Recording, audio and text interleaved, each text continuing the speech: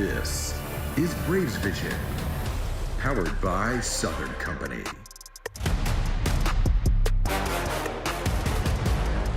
Game 3 of a 4-game series. Atlanta Braves baseball is presented by Truist. And the Padres and Braves have split the first 2 games. Braves winning on Monday. Padres evening the series yesterday. Now it's time to find out what Wednesday night will bring. One thing we know, it's going to bring a lot of fans to the ballpark because it is Jermaine Dupri bobblehead night.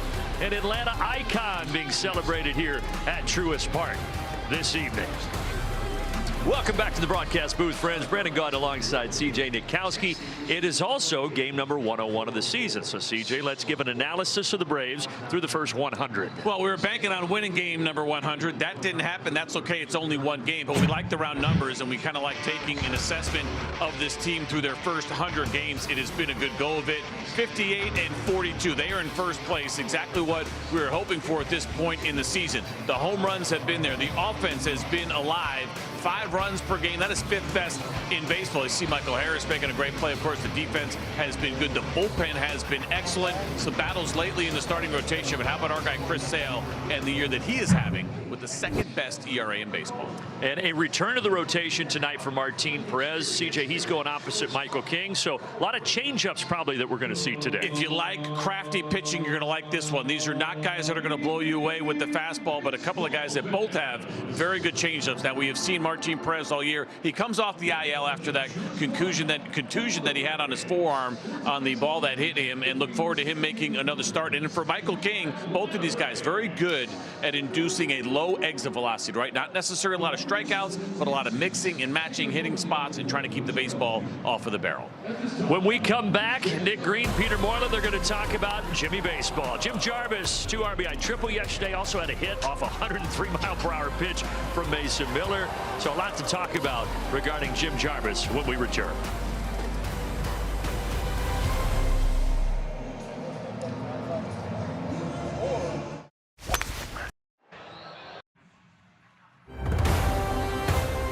Atlanta Braves baseball is brought to you by Yamaha. Visit YamahaBoats.com and discover why nothing feels like a Yamaha. By Resurgence Orthopedics. Schedule online today. And also by Toyota. Visit your local Toyota dealers today.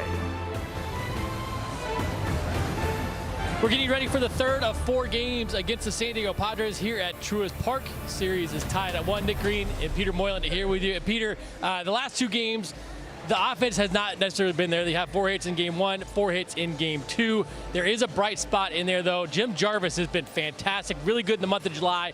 Had a couple of hits yesterday. I love the way that he plays defense. He plays the kind of defense where you don't really pay a lot of attention to the offense, but the at-bats that he's been putting together have been pretty impressive as well. We've seen the power numbers show up, obviously the triple yesterday, but he's also had a couple of singles that could have gone as singles that were really tough plays against him, so that average could go up a little bit. But like I said, the defense is something that I point to when you can look out there at shortstop, especially as a team that relies on ground balls and relies on getting the ball in play. You can definitely have someone like Jim Jarvis behind you. Check out the spray chart there, Nick Green. Yeah, pretty impressive. That was our what a burger, what a play. 13 hits in the month of July. 5 of those have been for extra base hits. So he's done a nice job hitting over 300 in the month of July. Back in the lineup again tonight at shortstop, hitting 8th behind Martin Perez, who makes his first start since July 5th. He's coming off the IL with a left forearm contusion. Wiley Bowers going to have more on Martin's changeup when we come back. Stay tuned.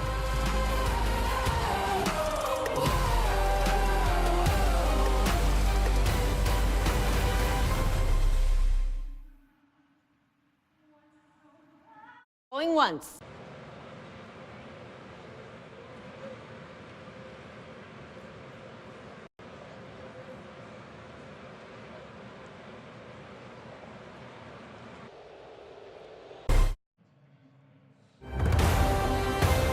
Atlanta Braves baseball is brought to you by Xfinity.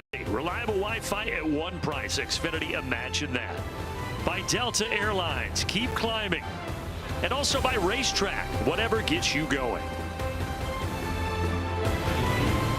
Jermaine Dupri throwing a a fastball as the first pitch for the Braves here tonight as we get set for Game 3 between the Bravos and the Padres. And what we saw, the heater there from Jermaine Dupree. How about some changeups tonight between Martin Perez and Michael King? Let's take a look at our Truist leaderboard. As you can see, they are some of the best changeup artists in all of baseball. And for Martin Perez in particular, it's been a pitch that he has relied upon heavily this year, more than 30% against right-handed hitters, more than 25% against lefties.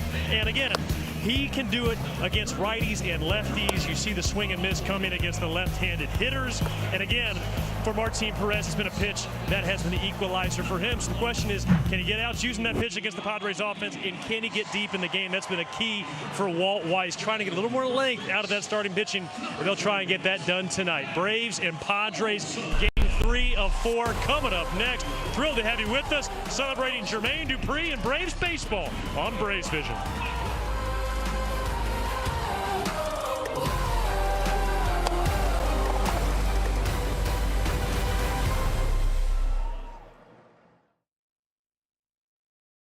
High, moderate to severe.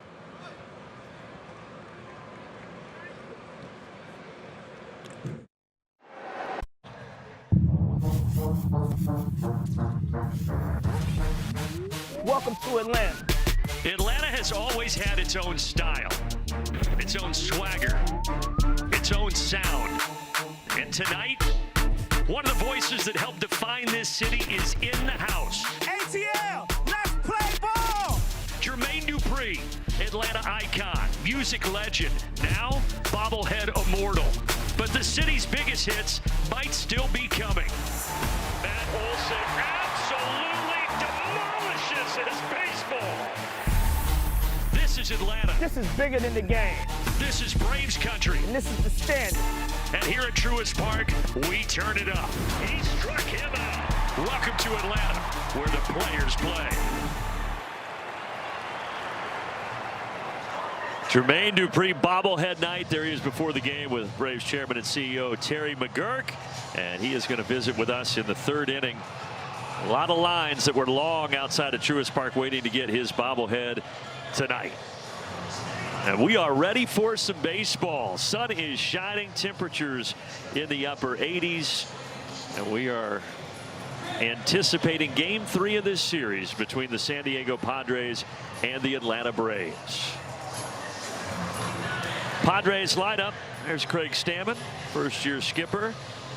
Well, this lineup, they didn't mess around yesterday, even though they've had offensive woes this season. They put up 8 runs yesterday, 4 homers, including 2 by Machado in the third spot in the order.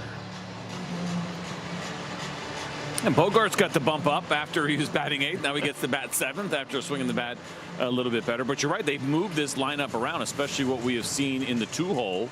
So far here with the San Diego Padres. They struggle. Mentioned coming into the series, the lowest batting average in baseball. And so for Craig Stammen, trying to find some different ways to get this offense going in San Diego. Welcome back. Martin Perez activated from the 15-day IL today and ready to make his first start since July 5th. Yeah, it's a big one, right? Martin had been so important to this team. There were some struggles leading into that IL stint, but it is very nice to see the left-hander back on the mound. You can see what he's done over his 18 games, 14 of those being starts. We'll talk a lot about the off-speed pitches, and we'll keep a close eye on the location tonight for Martin. We know, again, he's not going to overpower hitters, but he can work the edges and really befuddle an offense.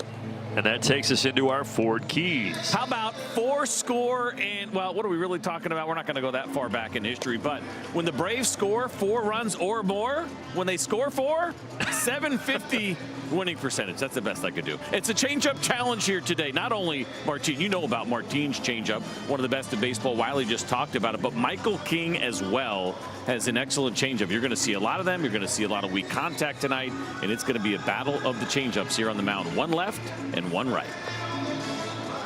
Racetrack defense behind Martin Perez looks like this. Duvon Harris, another start in right for Brewer Hicklin. Riley and Olson on the corners. Jim Jarvis, he's had the hold there on that shortstop spot the last couple of weeks. Good game yesterday. And then Drake Baldwin is the receiver tonight for Martin Perez. This Padres team, they have given the Braves fits over the last couple of seasons. The Braves won game 1 of the series 3-2, but yesterday the Padres with an 8-3 win, and now it's time for the Braves to take game 3. Yeah, it would be nice, right? Win this one, put yourself in position to try to win this series tomorrow, because they have been an absolute pain of the Padres over these last couple of years for the Braves.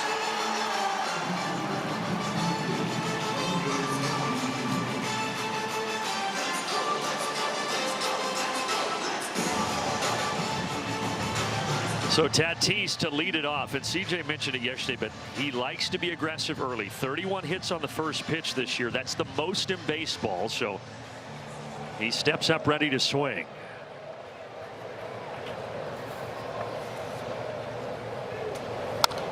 And he swings at the two-seamer, and off we go. It's a veteran move right there, right? Martin knows that, so he throws a two-seam fastball. It's fading away, and it's off the plate. Pretty tough pitch to handle. It gets himself a strike.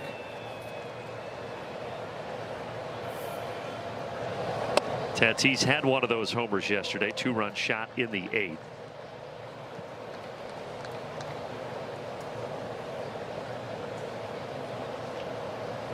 And that guy had a couple of them. Manny Machado. 1-2.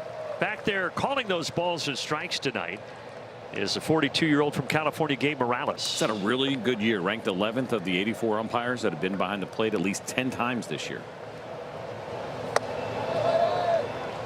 So maybe a little more consistent than what we saw last night. Yeah, I will say, though, and this should work to Martin's advantage, to right-handed hitters, he'll give you a little bit on the edge and has with some consistency. So think about the changeup, the two-seam fastball working away. A called strike at the top of the zone. Tatis thought about it, but he's the first batter of the game, and he won't challenge. And probably a smart idea, because I think this did catch the very top of the strike zone. It's the two-seamer, so it's got a little bit of movement right to left. It's also going to sink a little bit, and at 90 right at the top of the zone. That's like when a teacher asks you a question, you think you know the answer, but you don't really want to raise your hand, and put that back in your pocket. So welcome back, Martin Perez striking out Tatis, and now here's Luis Rengifo.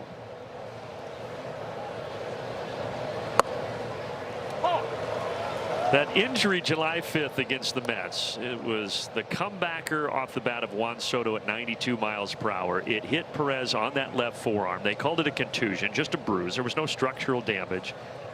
But opting to put him on the IL, he also had the All-Star break in between, and it kind of worked out, I think, well for Martin Perez to get him some extended rest. Yeah, it's been interesting, right? Because Bryce Elder has had some rest. There's other guys around the league that have had rest, because whether it's going on the IL, or if you make your last start like 4 days before the All-Star break, then add the 4, right? You're going to get 8 or 9 days in there, and I think most guys like getting it when they can. Ironically enough, Jacob Mizorowski seemed like he didn't. He had a pretty long period off and did not throw that well. Only made it through 4 innings, and his manager said he just didn't look right after being off that long. Jarvis. Good throw, good play, 2 down.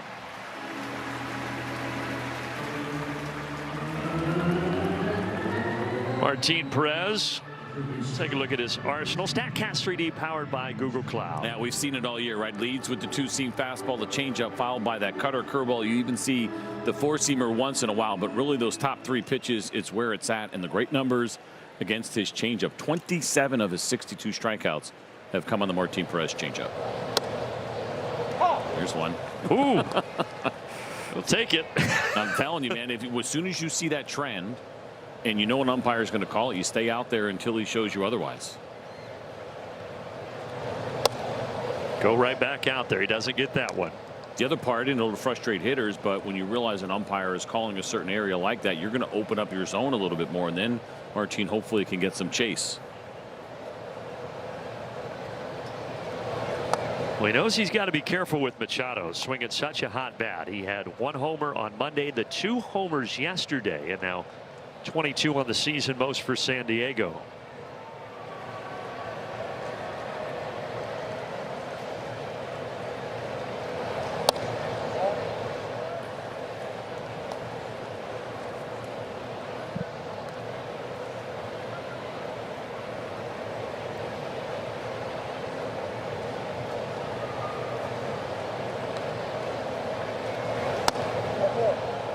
That time he didn't get the call. 2-out walk for Machado to bring up Ty France. And there had been some success for Manny Machado, so you certainly want to be careful because he is red hot. 7 for 21, double homer in there. OPS over 1,000 against Martin.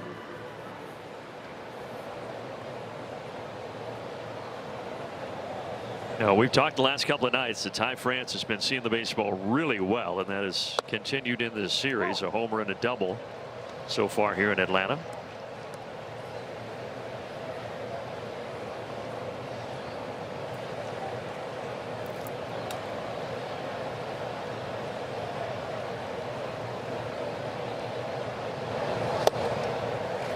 Cutter, and he's out in front. No balls, 2 strikes.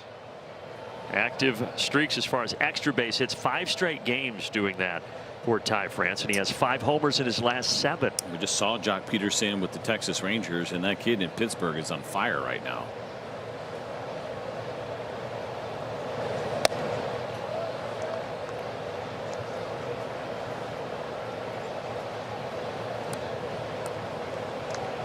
Well, everything has been in so far here for Martin. We'll see if he tries now maybe that changeup a little bit off the plate.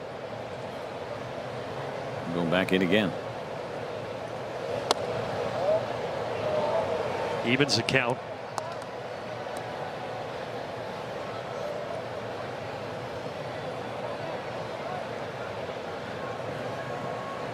The 6-foot, 200-pound native of Venezuela is ready to deliver a 2-2 pitch with 2 down. Full count. So the last couple of pitches designed to try to get that free strikeout, right? That was the cutter back door. He tried to go with the front door 2-seam fastball before that. Now Martin's got to deliver in the zone. 20th pitch at the top of the first.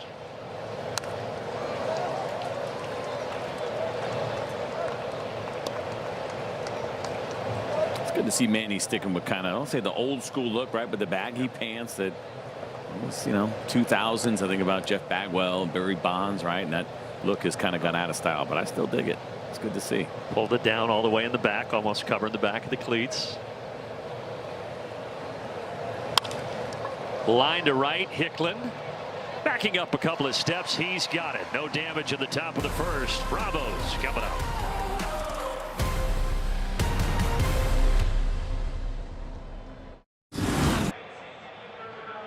Here at Truist Park, sun shining on this Wednesday night, and Drake Baldwin is ready to lead it off for Atlanta. Ozzie Albies, Matt Olson, Michael Harris, the first 4 in the lineup tonight for Walt Weiss, and the 31-year-old on the mound, veteran, and a good one in Michael King. Expect contact tonight. Low strikeout rate that you get from Michael King. You can see the overall numbers, though. Batting average is really good. ERA is really good, but his last 3 starts, 17 innings and only 4 runs allowed for Michael King. Baldwin comes up swinging at the 2-seamer.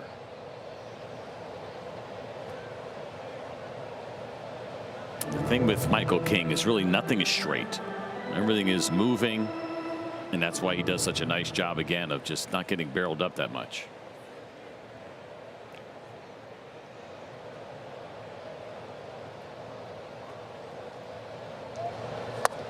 And June 22nd against Atlanta, he had arguably his best start of the season. 7 scoreless out in San Diego. He did give up 6 scattered hits, but 5 strikeouts, no walks.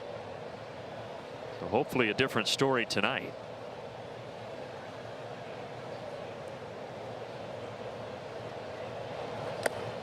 Drake has had his issues. 0 for 4 with a walk, but 4 strikeouts against Michael King, which again makes it more unusual because he's not really a big time strikeout pitcher.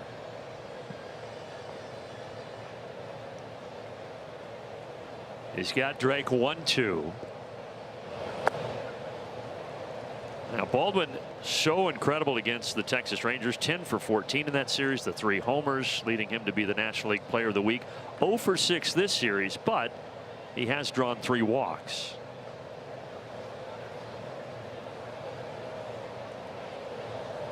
And he might draw a walk here. 3-2.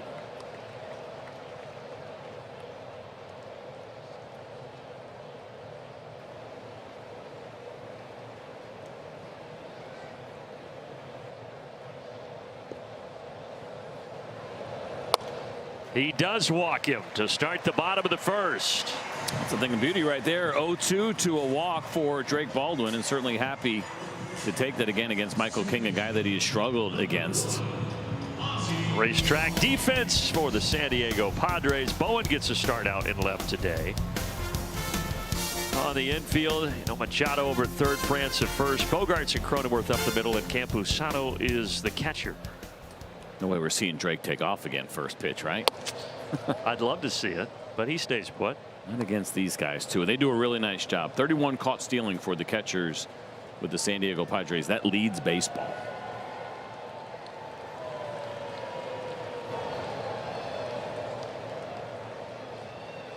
Oh, Michael King, you see how the back of his head is in the sun right now? This is not going to last very long at all, but there's a little sun there. And how about the brightness that some of these left-handed hitters are going to have to deal with, right? Left of center there off the wall. You can't see it, but that's kind of where the Papa John sign is, and probably looks a little bit brighter on TV, but it could be a little bit of an issue. Same thing with Chattahoochee Falls out there.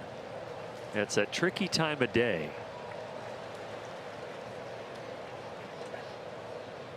Probably a little bit more of an advantage for a right-handed pitcher as you think about the other side there, and it's a little bit darker. 7 straight balls here for King. Make it 8 straight, leaving quite a few pitches arm side. Again, as good as he has been as far as keeping the weak contact, the walk rate is high for him this year, nearly 10%. That's not usually an issue for Michael King, but it has been so far this season. It was a career high coming into this game. Teammates coming around him, trying to settle Michael King down. By the way, speaking of sun, did you see the Von Grissom play from yesterday? I did not. Von Grissom was playing third base for the Angels, and the sun was kind of coming in over the third base dugout for the second baseman. He had a ground ball hit to him, and he intentionally just threw the ball halfway in the dirt and bounced it to him because he knew if he threw it in the air, he probably was not going to be able to see it. It's a really smart play by Von Grissom, the former Brave, who we love here because he got us Chris Sale. We certainly do appreciate that. But that was a really smart heads-up play. And he has turned it on for the Angels, Yeah. so good for Von Grissom. He's a great kid. That's 9 straight balls now for Michael King. Braves drew 8 walks last night. Unfortunately, it came in an 8-3 defeat, but now that's 2 walks here to start the first inning today as well. So remember yesterday for Campusano, we had an issue with his mask. Now it looks like maybe an issue with his glove. Did Michael King break it? Give that to Randy Knorr, the former catcher, and then to a trainer to get it worked on. I mean, they couldn't have somebody bring him. I know. I was going to say, did he need to go all the way in there? What's that? Oh, was it a different batting glove that he grabbed? Oh, thumb protector. Okay. Let's take it for what it's worth, right? There's no rule that says somebody in the bench has to go get that for you. Michael King having a little bit of an issue throwing strike. It's almost like a little free mound visit.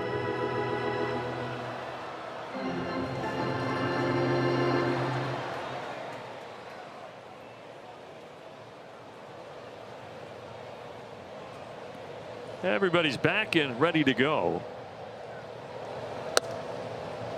There is a strike, 1-1.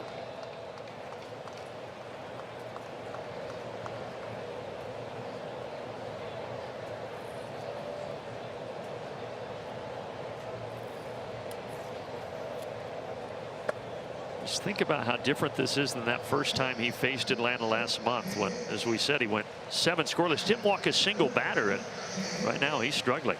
He's uncomfortable, and now you want the Braves to be able to take advantage of it, right? We've seen it too many times where a guy comes out stumbling a little bit, but then gets settled in the way we saw with Walker Buehler yesterday and goes deeper in the game than you were anticipating. Oh, nowhere near. And that's his changeup. That's his bread and butter. That's a concerning miss right there for pitching coach on your left, your manager on the right, as they're kind of looking in at Michael King in a 2-1 count.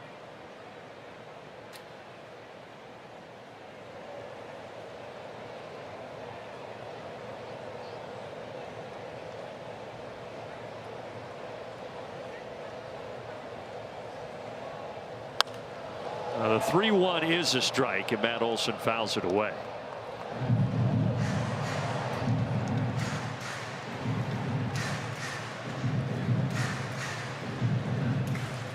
that guy was here for Christmas in July the other day. Yeah, I was going to say, and he's got his Santa Claus shirt on. He's all the way in. Lean in on it. That one misses inside. 3 straight walks to start the bottom of the first. And now you've got Michael Harris coming to the plate. He's our Georgia Natural Gas Green Life Impact player here tonight. Look at the post All-Star break numbers. They have been great for Harris. We talked about it the other day, right? Maybe a little bit upset that he wasn't in Philadelphia on that All-Star team. And Michael saying, yeah, maybe a little bit of a chip on my shoulder. And it is showing up with some big numbers here since that All-Star break.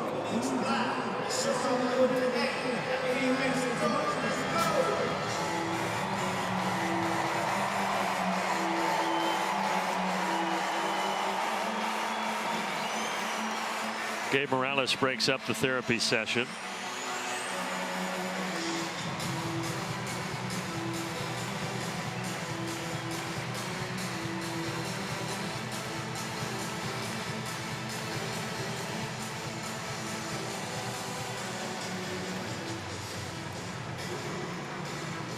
Michael Harris 4 for 9 when he has faced Michael King. All 4 hits singles. Certainly would take a single here. There's the changeup, and he's got him out in front. So the Braves this season are undefeated when they have drawn 3 walks in the first inning. There you go. How many times? 2-0. All right. Both against the A's very early on March 30th and April 1st. I was going to say that was the second series of the season. We like those odds.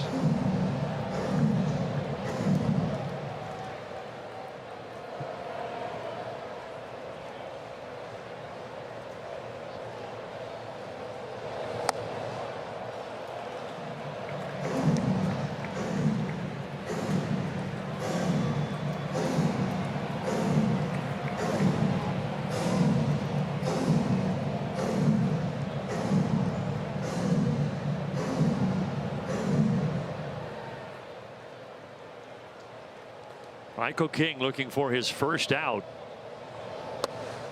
This is well outside with a changeup. 2-2. So he's thrown Michael now 3 of those of the 4 pitches that he has seen in this at bat. The previous one looked pretty good. That one ends up missing by a really wide margin.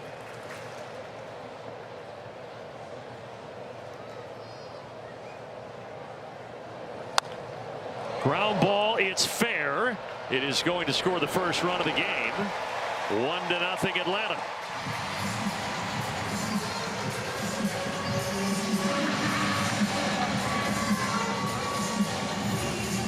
Well, the Padres made that decision to play back, and so because of it, you're not really going to get overly aggressive, even though there may have been a play, right? It's a force out if you want to try to make that throw to home, but also they're kind of dictating what they want them to do, and that's just find a way to get an out.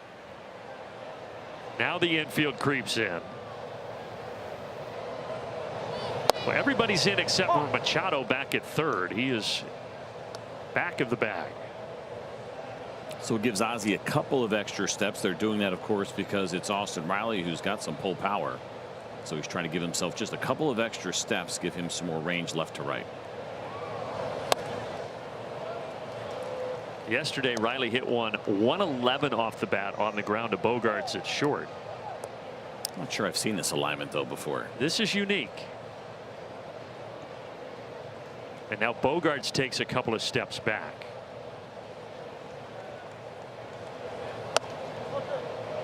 Called strike. And Riley, he's not going to challenge, and that's probably a good decision. 3 straight sweepers here, right on right to Austin Riley. Now they're trying to get that one away, but it worked out well at the very top of the strike zone.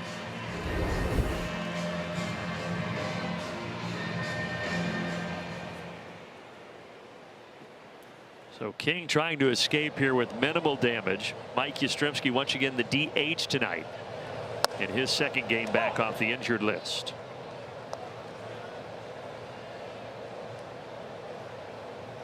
Make that now 5 straight sweepers, right? The ground ball for Michael was against the sweeper.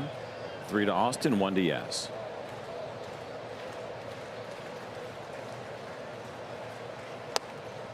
He changes things up there. 95 right down the chute.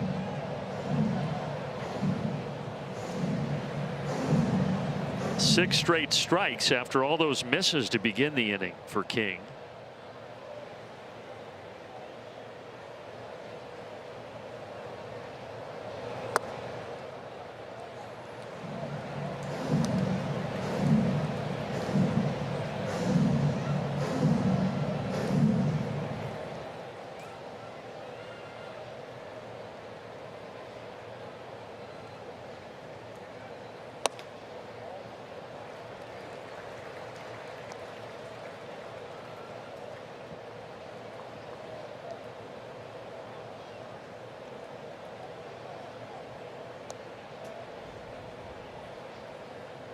.28 pitches and counting for the 31-year-old. And you're sitting there for your guys going, okay, the changeup hasn't looked right so far this inning, but it is his #1 pitch to lefties. He hasn't seen one yet.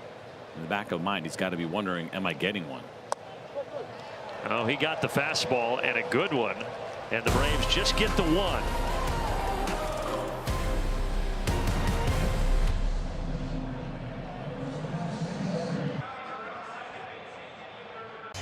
Buy a signed Braves baseball and help change a child's life. Every purchase helps Children's Healthcare provide the world-class care these kids deserve. Visit choa.org/bravekids to get your signed baseball today. Yeah, visit that website, choa.org/bravekids. Mystery autograph baseball from a Braves player. There's a lot of good ones in there. You could get Acuna, you could get Michael Harris, Drake Baldwin, Ozzie, John Smoltz, and a lot more. So it's all for a good cause, folks. Interesting first inning. Bottom line, the Braves do have the lead, and now we'll see what inning #2 brings. That's a big adjustment made by Michael King, and did a nice job, right? The changeup got away from him. That is his usual go-to pitch. He reverts over to his plan B, and he gets a couple of big strikeouts at the very end of that inning. Perez back to work against Jackson Merrill, who has 3 homers in his last 3 games.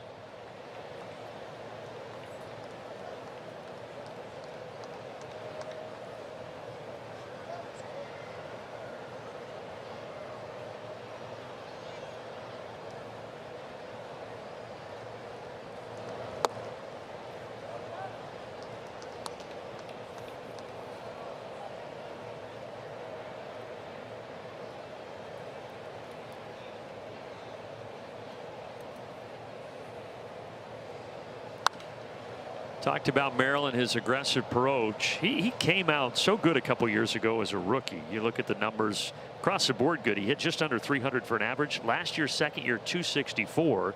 This year, 222. But as of late, starting to swing a better bat.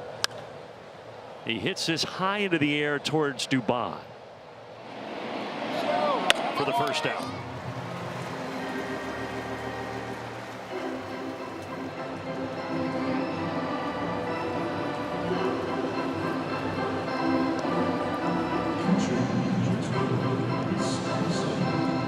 And now Campusano, the catcher.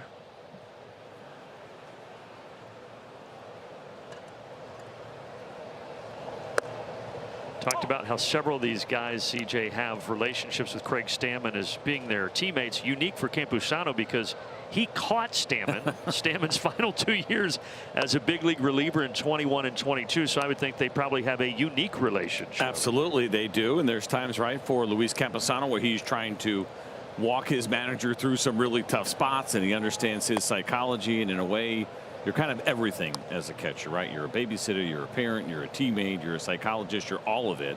And so he has been through it now with the guy that is making the decisions for the team. But a lot of trust there both ways. 3-1.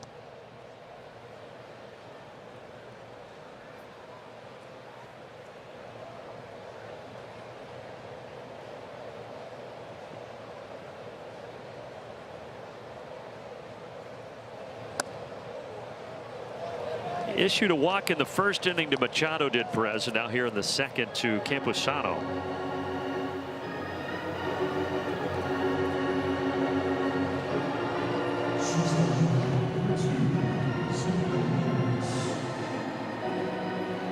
So now for Martin, one of the things that he does really well is keep the baseball on the ground. He knows how to get those ground balls. But Bogart, surprisingly, has actually been pretty difficult to double up this year. Only 4. Maybe I'm just speaking it into existence. 4 ground ball double plays for him. Remember, the Braves turned 4 double plays yesterday. Second time they've done that this year.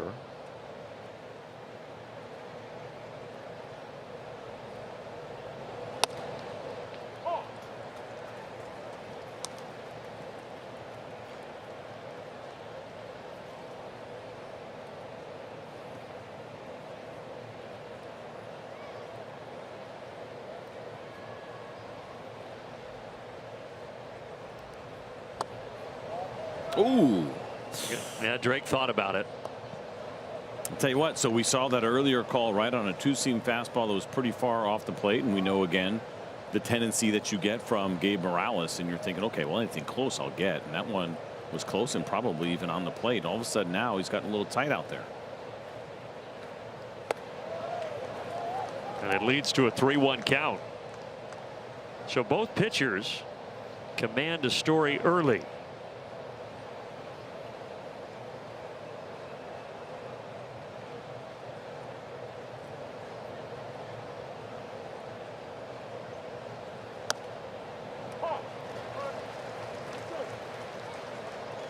And remember, for Martin Perez, he was briefly a Padre at the end of the 24 season, made 10 starts for them. So he does know quite a few of these Padres players well, including the man at the plate in Xander Bogaerts.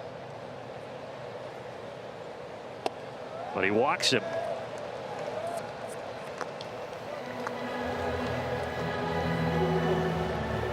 Let's try to speak some good juju into existence. Alpha Insurance best coverage.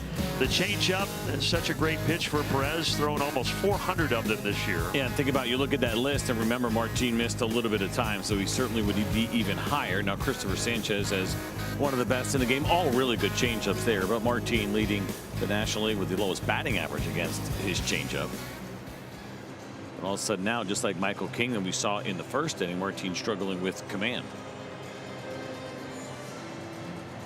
Well, again, 16 days off. He did not make a rehab start, so I'm sure that factors in to some degree. It does, and we see less and less rehab starts these days. But his last 3 prior to going on the IL, Martin actually had more walks than he did strikeouts. It was 9 walks to his 6 strikeouts in those 3 starts.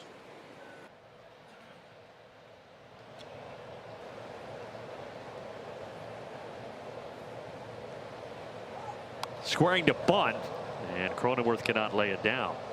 That's interesting, right? With 1 out, I guess you got the left-on-left matchup, but this is not a sacrifice situation. That is Jake Cronenworth trying to bunt for a hit.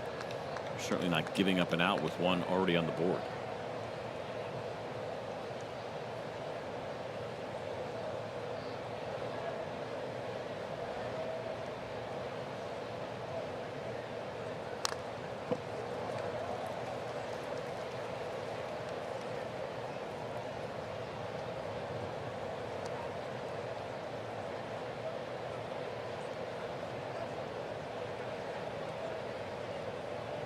Does not see a lot of time against left-handed pitching this year for Jake Cronenworth. Only 32 plate appearances coming into tonight. Perez trying to put him away.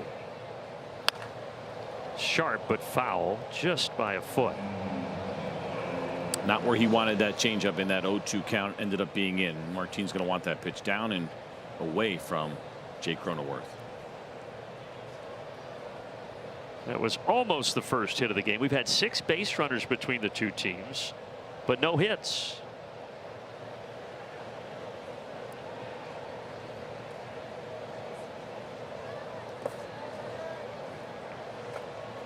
Runners stay put.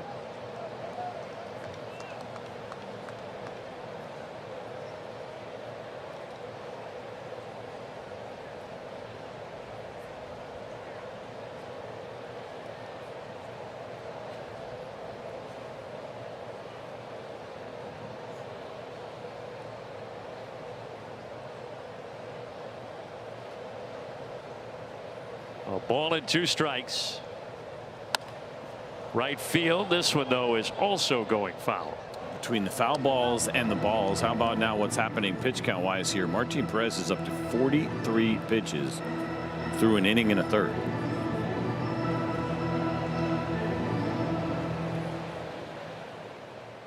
The Braves starters getting deep into games has really taxed that bullpen here over the last month or so. Another foul ball. So we did see J.R. Ritchie go down today in favor of Martin Perez getting activated. What was it, 3 2/3 that he threw yesterday? So you have Medeiros, you have Hernandez, who we have not seen yet. We did see him in spring training. I'm thinking about as far as who can actually eat some innings, it would be probably between those two.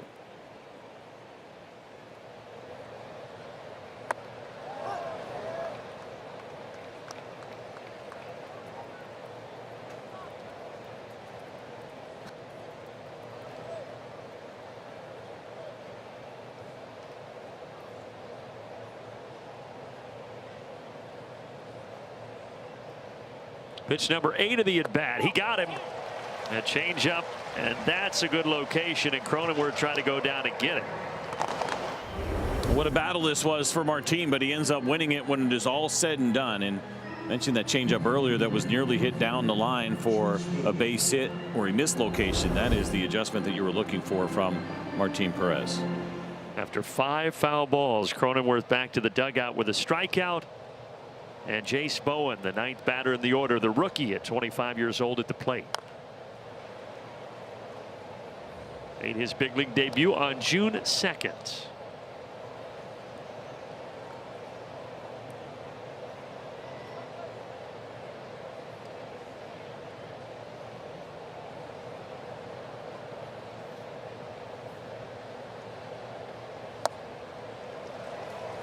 Keep in mind, scouting report on Bowen. Great athlete, good speed, some pop in that bat. He is prone to chase, and he's down here 0-2.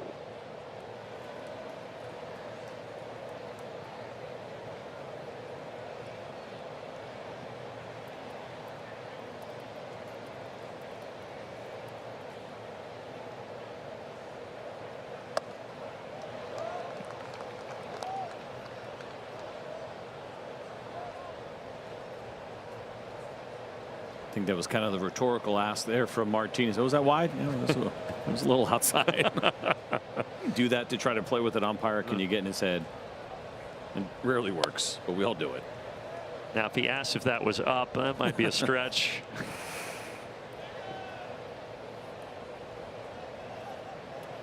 Gabe Morales has been a full-time umpire at this level since 2017, so a decade in the biz back there. 2-2 pitch with 2 men on. That is in there. He freezes Bowen, and the 2 walks don't hurt him. It's the Martin Perez specialty, and kind of like we saw with King last inning. A little bit of trouble, but finish it up with a couple of punchies.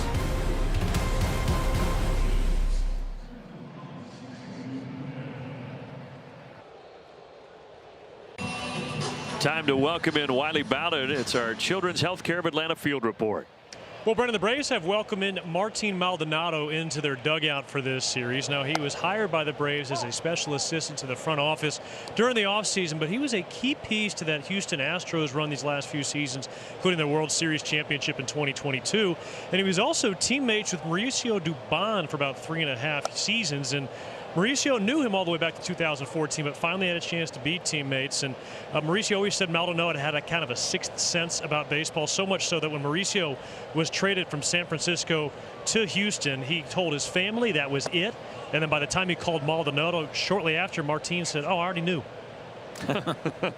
Everybody was on it, and a really good ad here for the Atlanta Braves and their organization.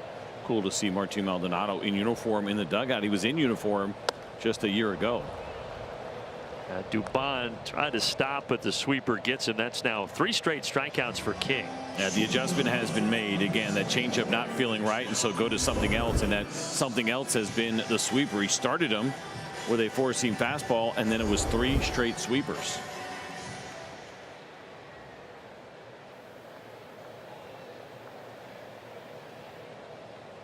We've talked about it before. Sometimes a guy will come out, CJ, I'm sure you went through this, and 1 or 2 pitches just isn't there, and you have to adjust, and it seems like that's what King has done. He's done it. Go to that plan B, right? That mound visit that we saw, the timing of it when Michael was coming up with the bases loaded after the 3 walks, and since then it's now been 4 straight that have been sat down here by Michael King. And I think Michael saw a couple of changeups, but he really gotten away from it because it just hasn't been there yet. Now he may find it again later, but the sweeper seems to be the choice.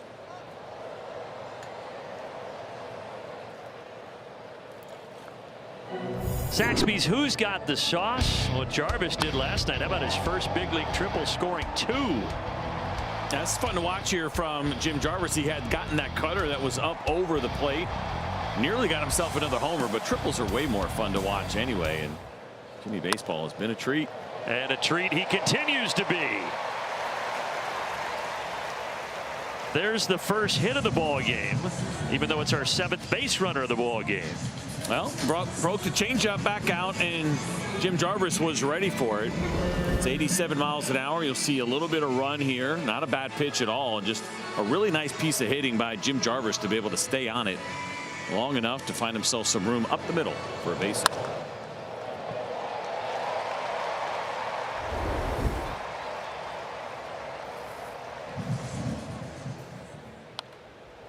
Brewer Hicklin now.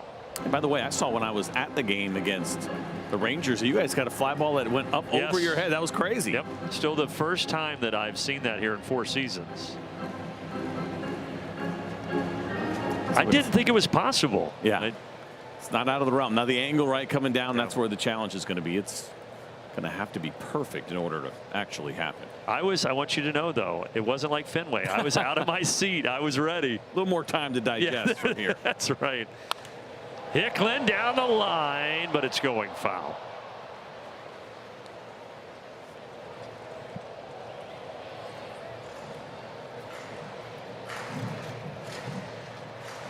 Yeah, we're up here, folks. There it is, right above you guys, too. Like the aim seemed perfect, right? Yeah, it went about 3 rows deep, too, which was surprising.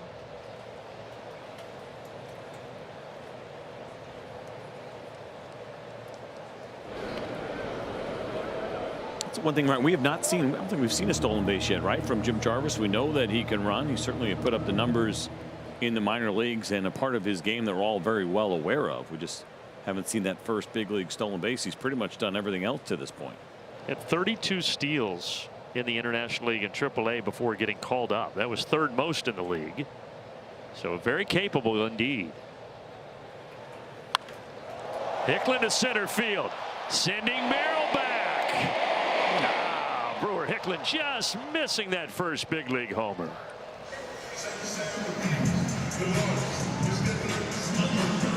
He stayed on that sweeper again. We've seen a lot of them now here from Michael King and just missed it. They're trying to get this thing away. It was slightly elevated. Makes that even more impressive from Brewer Hicklin.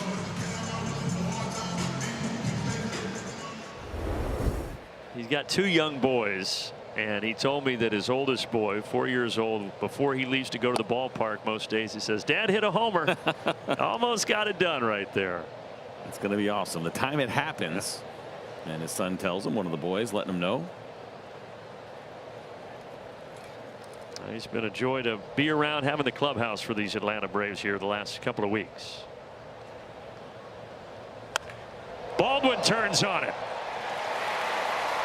Jarvis will head for 3rd, and they are at the corners. Well, Braves adjusting nicely here to the Michael King sweeper again. It was kind of this back and forth that you get, right? Changeup wasn't there. Let me throw more sweepers. And now for Drake Baldwin and the boys seeing that sweeper and hanging in there pretty nicely against it.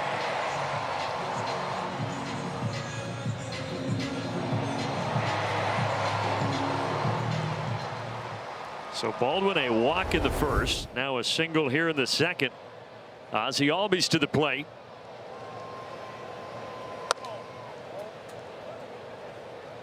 We are knocking on the door of 100 total pitches here through the first 2 innings of this game.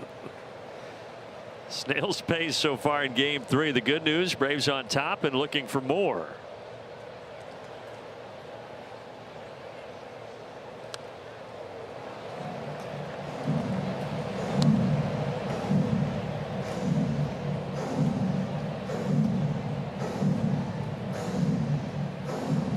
Third season with the Padres for Michael King. Part of that Juan Soto trade from the Yankees a few years ago. His 1-1 pitch to Ozzie. Now check. No, says Emil Jimenez.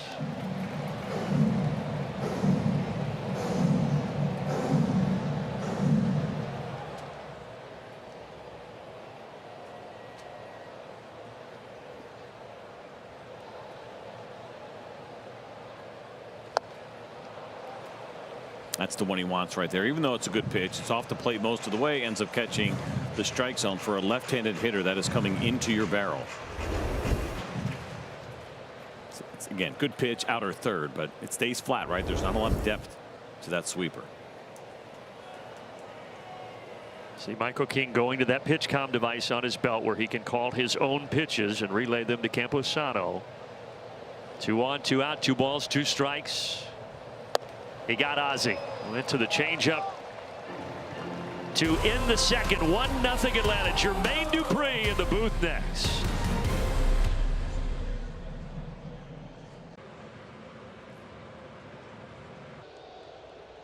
Well, it is a special night here in Atlanta. Atlanta icon Jermaine Dupree. Yeah. It is his bobblehead night. And now here as we go to the 3rd inning, he's kind enough to spend some time with us up here in the booth. Yeah. How'd it feel throwing out that first pitch, by the way? I mean, it felt really good. I'm still holding it. And I'm actually looking from y'all's view. It looks really, really far. Yeah. And then when I got out there, it felt really far. So you backed up to the pitching rubber, though. I noticed that, right? Nah, Did someone tell you to do that? Well, no. They told me, they said, Jermaine, you don't have to go all the way up there. You can stop at the green. And I'm like, nah, that sounds like I'm wimping out. Yep. And I got up there, and I got to the end of the green, and I'm like, wow, this is pretty far. And I just went on up. I'm saying, whatever happens, happens. That's right. That's the way you got to live life. Yeah. That was fantastic, man. We tell everybody that does it, right? Some guys come out and say, oh, yeah, I'll stand on the grass. No, you got to get out there. Yeah, you got to get out and do there. it right. And as long as I was in the box, I stayed in the box. Yeah, you're good. Yeah, I was in the box. That's a strike. That's a strike. Yeah, I was in the box. So, obviously, you've accomplished so much in your career. Have you ever had a bobblehead night? No, this is the first. What do you think? I think it's a genius. Yeah, I mean, you know, I've been a part of the whole making of this. So seeing it from the beginning, he didn't have hair on his face. I said, that's not really me. I put the earrings in. We had to do the glasses and figure out if it was too dark. You know, watching this come to life has been fun. So you had final approval. Yeah, yeah, totally. That's nice. Yeah. We don't usually get that around here. We just kind of do what they tell us to do. Okay, yeah. And you got the piece up A-Town down. Oh, yeah, 1,000. So. You got to have that. Tatis is going to walk here to start the 3rd inning. Well, look, you're an Atlanta guy through and through, so I assume that watching the Braves play and following the Braves, this is nothing new for you. Well, I mean, it is kind of sort of because, like I said, that's what makes it so amazing. Like, you know, growing up, I didn't really get to go to baseball games and stuff like that. You know, I'm from the South Side. I'm from College Park, and I actually was just like trying to become entertainer all the time, so I was always in the house and let's get him out. All right, you know, I was always in the house and I was trying to perfect my craft, so I never really got an opportunity to go to games as a kid or anything like that. So it's just like I'm living out my childhood. I got a bobblehead. I'm having fun. My friends are in the box with me. It's amazing. Yeah. So entertainment was the dream from day one for you. Somewhat. Like I started off dancing when I was like 12, and all I wanted to do was be a dancer. So I went from dancing to having my own night at the Braves game. Now, when I was coming of age, when I was 8, and I think it was 91 that you helped with Jump, Crisscross, right? Yeah, that was my first group. So that was kind of the first thing that you worked on? Well, that's the first time y'all got to know me. That's the first successful thing. Right. Yeah, I had a couple of groups before that. I had a group when I was 16 called Silk Tom's Leather. That was actually the first group that I put out, and I wrote and produced for them. And then from there, that was just like my practice to get me to, I guess, Crisscross. Okay. So it's almost like we think about what happens in baseball, right? You have prospects, you see talent, but ultimately you got to figure out, will that talent actually be able to get to the biggest level and get it done? Yes, What's that like in your world when you see maybe undiscovered talent? What are you looking for? I'm looking for people that listen. I think I'm more like a coach, or you know what I mean, I'm coaching you to the World Series at every chance I get, you know what I mean? So I met Usher also in that early age of my life with Crisscross. He came to me as a kid, and I didn't want no more kid artists, so I kind of pushed him away. So it's really crazy for me and Usher to have the success that we had later on in life. But yeah, it's really just like trying to find people that listen and really can pay attention. But they also have to have that talent. Like the raw talent. Yeah, they got to have raw talent. From Wiley Ballard today with his dancing. How we do with Wiley today? He's good. He's good. He's not scared. Yeah, he's not scared. He's not ashamed. By the way, that's the first thing. You cannot be scared. Yeah. I was nervous when I walked up there, but then I was like, you know what? You got to let it go. That's right. You got to let it go. All right, so we're going to show Wiley dancing for those who didn't see it. Our great sideline reporter. I think you guys may have called him up on stage. Yeah. Oh yeah. I mean, break this down for us. Okay, listen. Before he went up there, he shook my hand and he said, "Jermaine, I'm born and raised in Atlanta. Thank you for everything that you've done." And when he said that to me, I was just like, all right, thank you. I appreciate it. I did not realize that he was getting ready to come. He came up on the stage, and I'm like, oh, he's really from Atlanta. Yeah, he is. Yeah, 1,000%. He is not scared at all. Yeah, not at all. When it comes to shaking it a little bit. You only had to watch it once. We got to watch it. I mean, but listen, because I was DJing, so I didn't see him. But my daughter told me he was singing all the words to the franchise boys. He know all the words. So it was only right for him to go up there. Oh, he's not faking it. Oh, yeah, He is I love it. absolutely sincere. So the favorite thing that's happened to me so far here in this half inning is right before we came on air, David, our audio guy in the booth with us, said told you where to put your microphone. Oh, yeah. As if you've never had a microphone in front of you before. That was the best. But some people don't know how to do the little, we call this the Janet Jackson starter kit. Yeah, do y'all call it? Yeah, with the Madonna mic sometimes. It's like the control prerogative microphone. So, yeah. Hey, it is a thrill to have you up here. We really appreciate you taking some time to chat with us, man. Thank you. All right, Atlanta legend, Yes, sir. Jermaine Dupree. Yeah.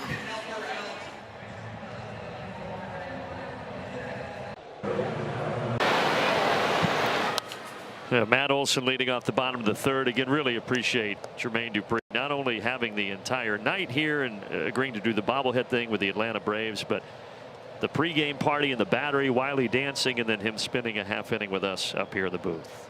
So we have the first 2 innings dragging, right? A ton of pitches. Then, of course, that one just absolutely flies. That's just the way it works in our world. I know. I wanted to ask him about what, because I know this city means so much to him, and just kind of what this city means to him, and also his welcome to Atlanta song is kind of the anthem for this city. But everything went a little too fast there in the top of the third. Yeah, but I do appreciate it. We talk about it all the time, and I watched him when he threw out his first pitch. I was like, oh, he's backing it up.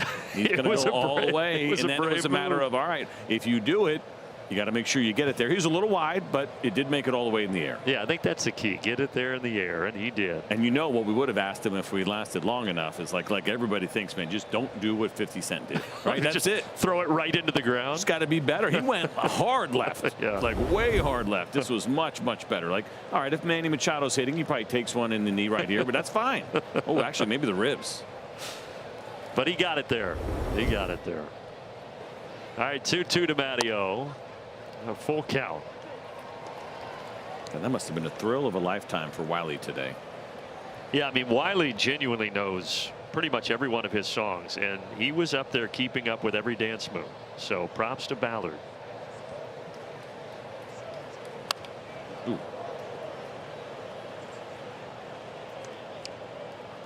I mean, all I can say is if you told 9-year-old Wiley Ballard he'd have a chance to lean with a rock with Pimpin' and Parlay, I don't think he'd believe you. Here's the thing: if we were talking to 9-year-old Wiley Ballard, he'd look exactly like that. I'm guessing that's what Wiley looked like when he was 9. I mean, if you know how to dress when you're 9, you don't need to do anything different. Now, Wiley, I know, though, it was hot and you were moving. You worked up a pretty good lather out there. Yeah, but again, I'm born and raised in Atlanta, Brandon. Some people think the heat is your enemy. It's actually my friend. There you go. It's like Bane from Dark Knight Rises. You think darkness is your ally? The facial expressions are what get me. I mean, every step of the way, he was right there. Couple of walks for Olson. That's the first walk that King has issued since giving up the first 3 walks of the game to Baldwin, Ozzie, and Olson.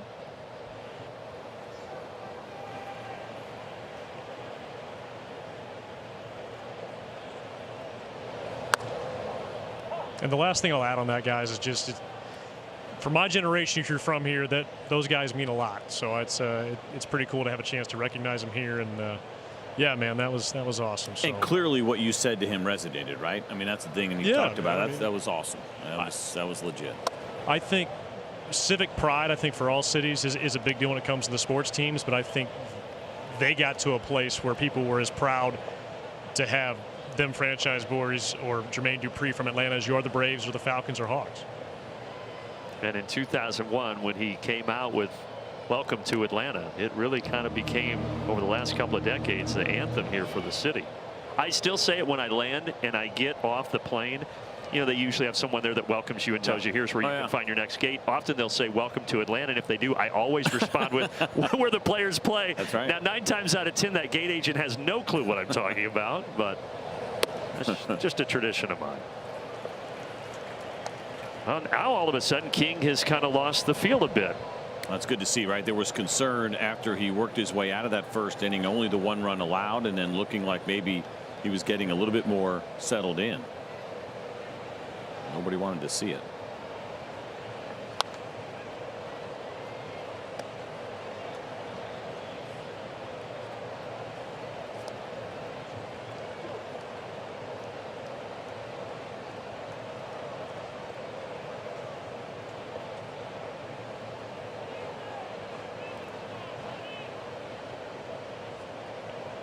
Payoff pitch coming here to Harris, hitting cleanup tonight.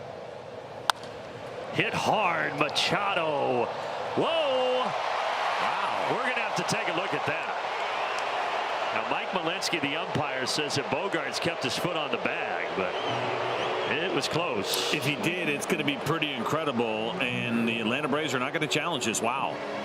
From our view and watching it live, it certainly appeared that that throw was far enough offline, but Xander Bogaerts here making the necessary adjustments on this toss from Manny Machado. Oh yeah, he was very much on the back still. Now, well done by Bogaerts.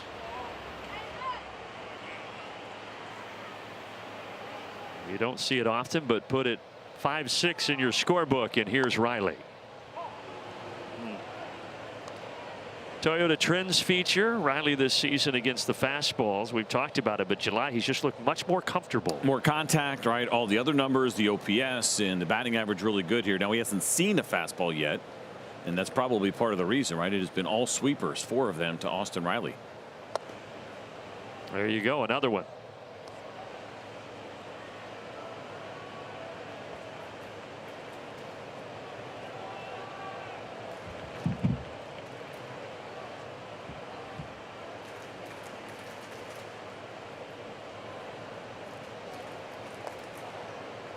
So mentioned the job the catchers have done behind the plate, and they have done some really good work. Most caught stealing by a catcher core in baseball here with the Padres. And for Michael King, he has done his part as well. 6 for 12 when it comes to stolen bases against him. 50% of the time they have been caught. The 6 are tied for second most in baseball. He's done a really good job. So not easy tonight at all when it comes to trying to advance really throughout this series and stealing some bases. King has not missed a start this year. 21st start of the year tonight. Yeah, bro. So the fun thing about the scorebook tonight, because you have Michael King, every Brave that comes up has King in front of his name, right? So you went from King Albies to King Riley, and kind of like, I don't know what my favorite one is, but I kind of took notice of it when Ozzie was up last inning. I'm like, that's kind of cool. Well, on deck, I kind of like the ring of King Yastrzemski. It's intimidating. That's got some power behind it. Well, as Michael tempted now, 2 throws over, 3-1 count. Probably not a bad idea here with Michael King. Does a pretty decent job keeping the baseball on the ground. He stays put, 3-2.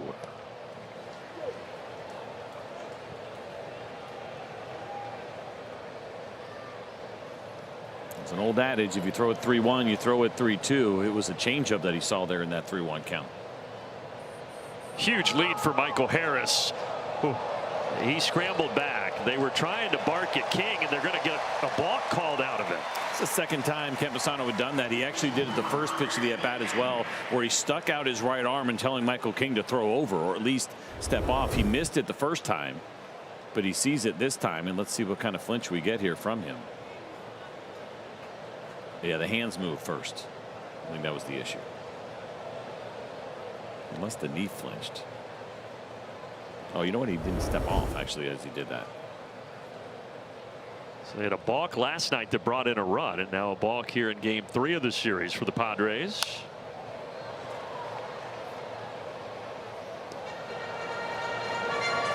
Did go fastball there. A little bit of a surprise for Michael King. Now he missed, trying to go away, and it was in. If he chooses, that does set up the sweeper pretty well. By the way, that was just the second bulk of King's career, and he's pitched 611 innings at the big league level.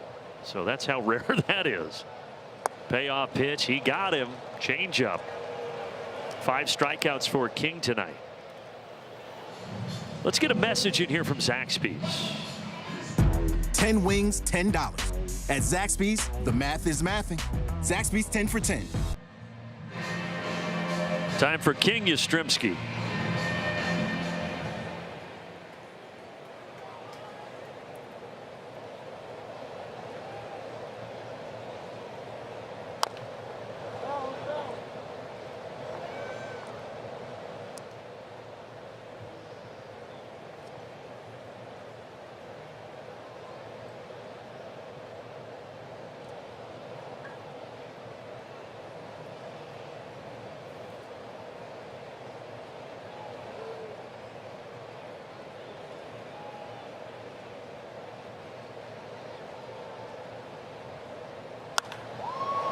Yastrzemski gets underneath it. It'll be the captain of the outfield, Jackson Merrill. 1-0 after 3.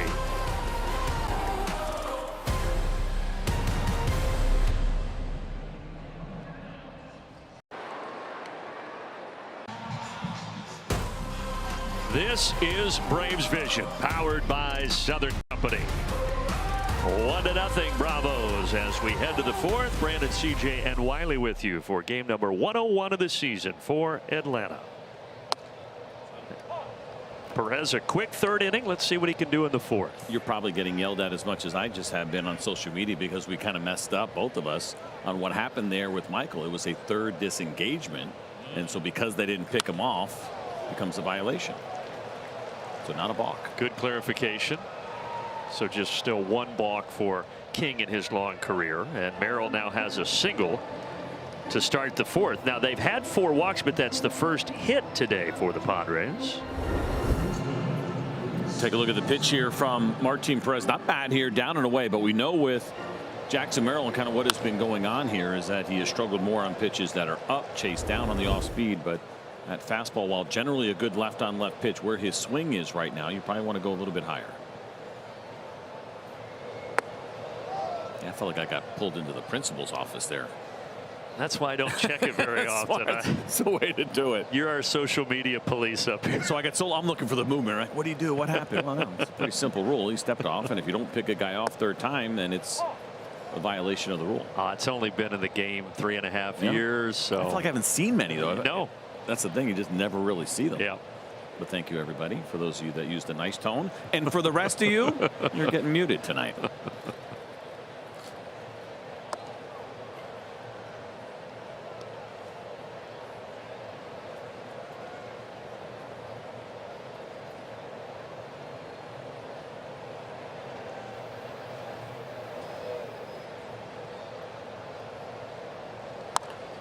Grounder, Riley.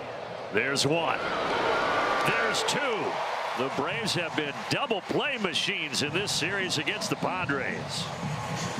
And again, the right guy for it. Both right guys. First Martin Perez, and then the runner you get here in Campusano, because it was a little bit slower developing, but not even close because of the slower runner. And of course, the Braves have been so excellent at doing this year. And Martin Perez is fired up because he knows the pitch count has gotten up there, and he'd love to make sure he gets through at least 5, and that's a big boost to be able to get through it. Dylan Dodd has been mulling around and throwing a bit down there in the Atlanta bullpen. He's throwing right now. Yeah, kind of guessing at what a pitch count would look like tonight for Martin Perez with all that time off. You mentioned no rehab assignment in between.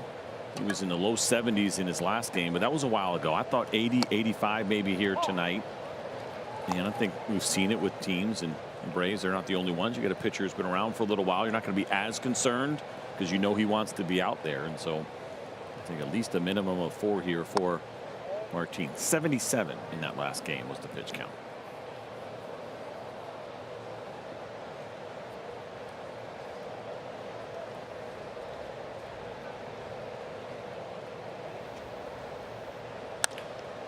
Grounder, Jarvis gobbles.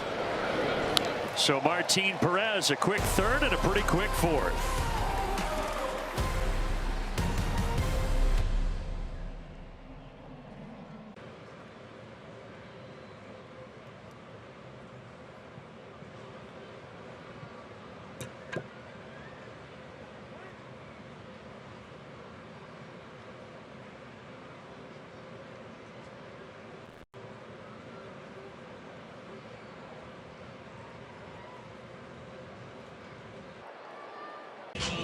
Welcome back to Truist Park. Here from the pen. These are the outfield seats right above the Braves bullpen. We've got mesh seats. We've got a great little private dining area back there. We've got cameras here. We've got crystal. We've got headquarters. I mean, what do we think of these seats? Man, I love these seats, man. The pen is awesome. The pen is awesome. So if you want to be here, Braves.com/premium. You can get on the wait list for 2027. If you're lucky, you can hang out with Crystal. We having fun? Yes, much fun. We're having a lot of fun. You guys think I don't have friends? I got all the friends in the world. Well, some say the pen is mightier. Enjoy yourself out there, Wiley, certainly, and maybe that fan. That'd be a good one for you right there that she has around her neck when you're down in the, what do we call it? Wiley's what? Well, I see how you just ran through that SNL reference. Don't look back. You just keep going. Don't look over your shoulder. It's already happened. The pen is onward and upward. Yeah. We go to the pen, and instantly the first extra base hit of the game by Dubon, and he is on second base.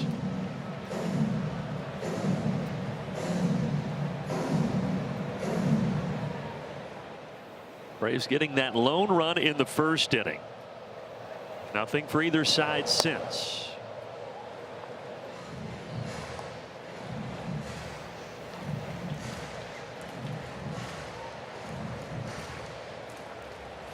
Those seats are great, and then right behind it you have the pen, and that's where I got to spend some time the other day, which was really neat with some fans on the tour. The bats and bites. There we go. Boom. He hit it well, but Merrill's going to make the play. Yeah, it's nice out there. It's a good spot to take in a ball game. You think about the suites and all that, Delta Club. Those are great, but that's also a very good vantage point. There's great food options behind it. It was the first time I was back there. It used to be the children's area, and then they've moved that since the field that we have now, and they put some really cool dining options in there, including that unbelievable, what was it, a bone-in, not a ribeye, what was that? Oh, when we had the tomahawk. Ribeye? Yeah, tomahawk, thank you. Yeah, that they have out there at the Vice Steak Bar. That's the spot. Chef brought us a surf and turf fry dish tonight with guacamole on top. Yeah, mine's gone already, so if they're going to show it, they're going to have to show yours. So it did have steak, it had shrimp, it had aioli, it's got some French fries, and people are going to think we're crazy. Some really good guacamole in this ballpark. Excellent. All right, we're here, we're playing the Padres. They probably have something to say about it, but what they do here at Truist when it comes to guacamole, I'm probably not qualified to say I put it up against anybody's, but I'm not going to tell you that I feel like I've had better anywhere. It's got just enough spice to it. It is delicious. Back to the mound. It gets by King, and Hickman's going to reach. And they will be at the corners. Well, he smoked that sweeper in his first at-bat, nearly hit a home run. This time he gets jammed on a two-seam fastball, and it's funny how this game works, and that should be an infield base hit, just 76 miles an hour off the bat for Brewer Hickman.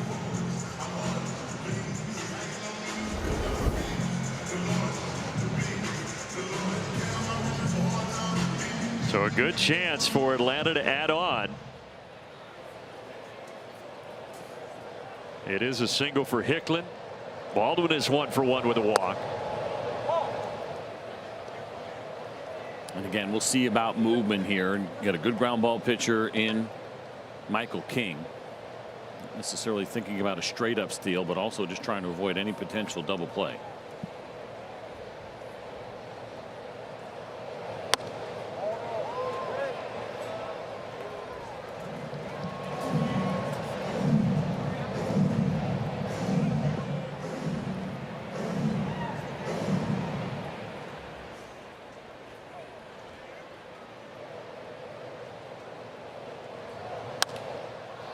Shallow left. Dubon at third, but they're not going to press their luck here. Not far enough. 2 down.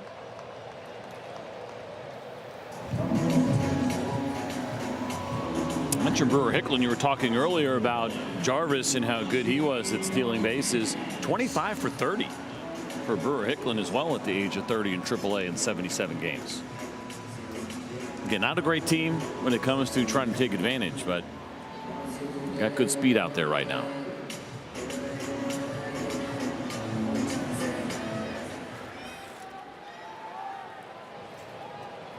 A walk and a strikeout so far for Ozzie tonight. Pitch number 80 of the evening for King. Ozzie underneath it to center. Braves strand 2. We already had Jermaine Dupree. How about Mayor Andre Dickens? He's going to be with us next in the booth when we get back.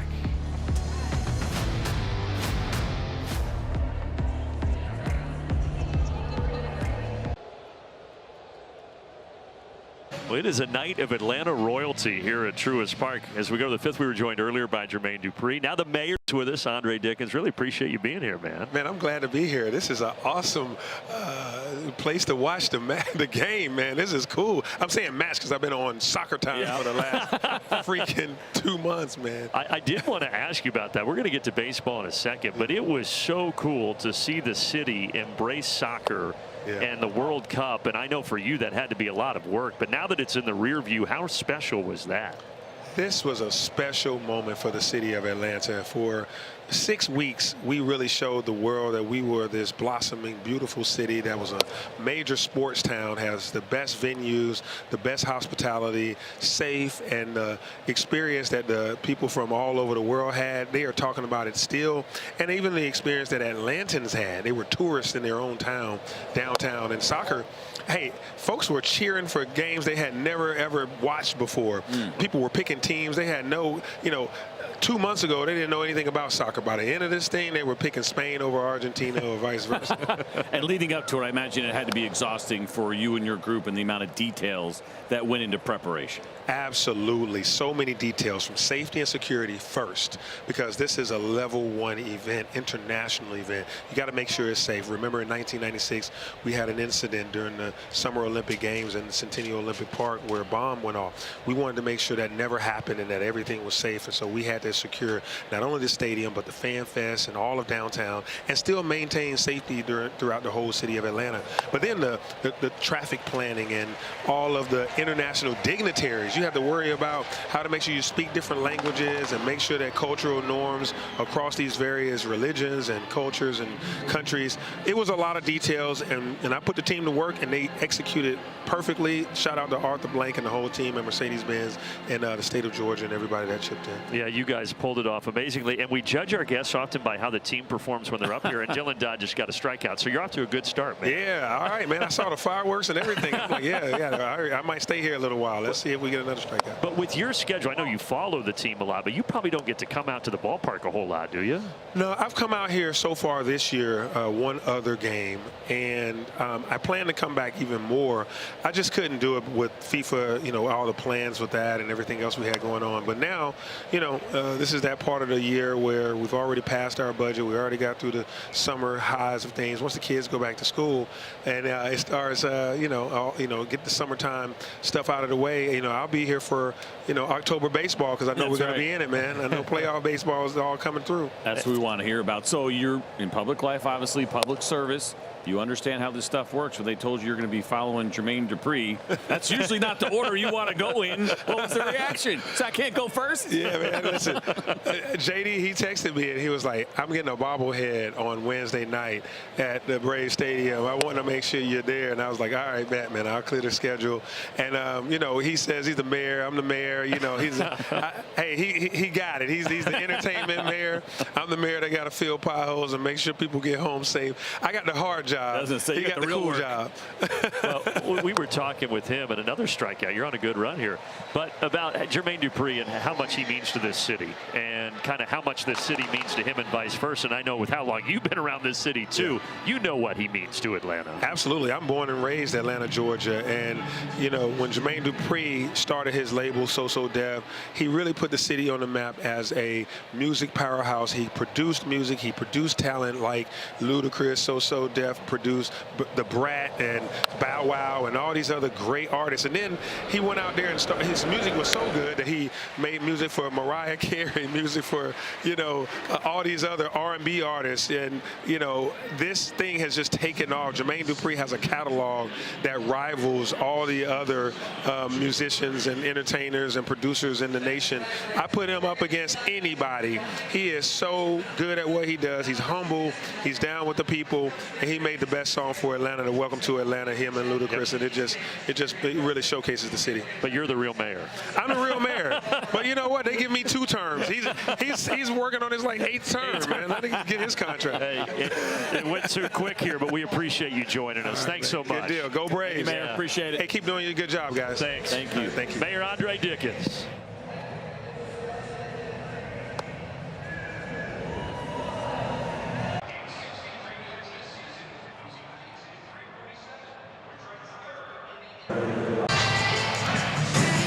Well, now you're stuck with just Brandon, CJ, and Wiley the rest of the way. Sorry about Thanks, Mayor. And Matt Olson. Hopefully something good. Our GMC making the grade feature National League home run leaders this season. There's Matty, 26. Everybody looking up at Schwarber with 33. And Mayor played baseball as a kid, too. He went to Georgia Tech. We had a lot of topics to get to. And he's on it, too, right? It was, we brought up Tech during the break, and he knew exactly what happened and which guys ended up signing professional contracts and how the season finished. He was there. And isn't there some politicians that fake it? And you could tell certainly not the case in this situation. And there was some emotion in talking about these Braves and the Jackets and everything else going on here in Atlanta.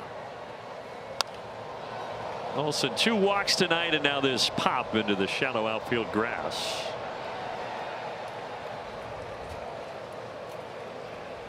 Good inning by Dylan Dodd, by the way. We didn't really get to discuss the change, but Perez goes 4. And look, Perez had the command issues, but the bottom line, he did his job, and now Dodd into the game. Yeah, certainly he wishes the pitch count was down a little bit. He went 1 more inning. Certainly understand it. We've seen it from Martin. He is an absolute competitor in what he does, but this bullpen is good. Of course, we'd love to see a couple more runs across the board would be nice. But really, when you have a game like this, and Martin struggling a little bit early on with command, Michael King doing the same thing. I've brought this up before, where maybe guys aren't on point, but you're battling almost each other. You're trying to outlast the other guy, trying to put your team in a position to win, and Martin was able to do that tonight.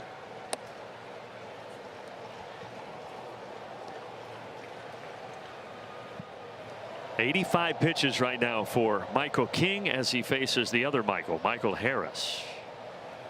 This feels like this probably would be his last one unless he gets out of this inning quickly.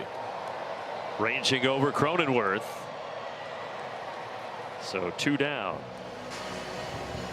A message right here from our friends at Delta. From Braves country to the world. Delta, official airline of the Atlanta Braves.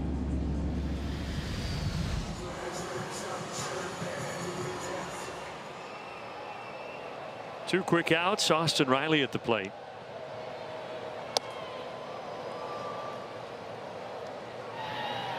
Didier Fuentes ready.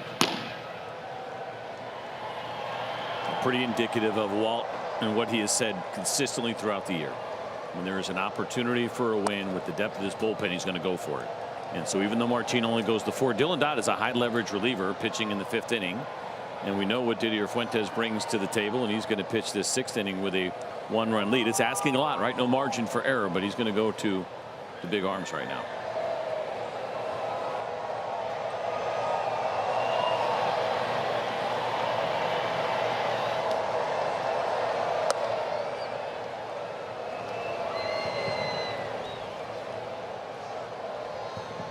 Three at bats, and it's been 1 fastball inside the strike zone tonight for Austin Riley.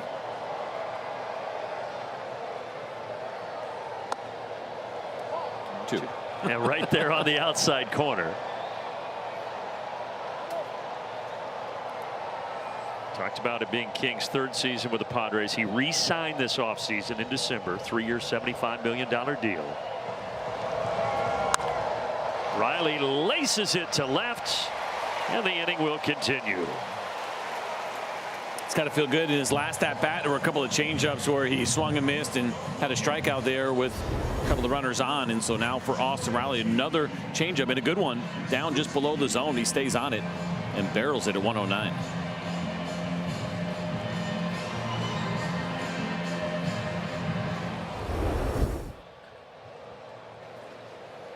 So the inning will continue for Mike Yastrzemski. Kind of surprising. Nobody throwing here with 91 pitches for Michael King down in that bullpen for the Padres. He has gone over 100 pitches 4 times this year, but he's had some stressful pitches in this game. Hart is starting to remove his warm-up shirt. Challenge. The catcher is challenging the ball call. I think they get this one again. 2-seam fastball is a sinker, so a little movement down, probably caught the top. Barely. Powered by The T-Mobile. pitch was a strike. San Diego retains their 2 challenges.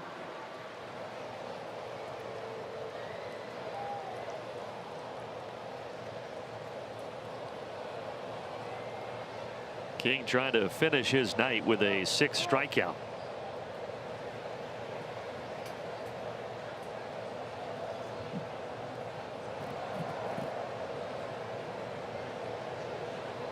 Trying to get through 5 for a rotation that has had its issues this year for San Diego.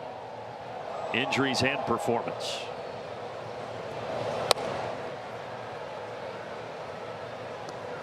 But they're just happy he's healthy. He missed quite a bit of time last year. He only had 15 starts. Throwing shoulder inflammation, left knee inflammation really limited Michael King a season ago.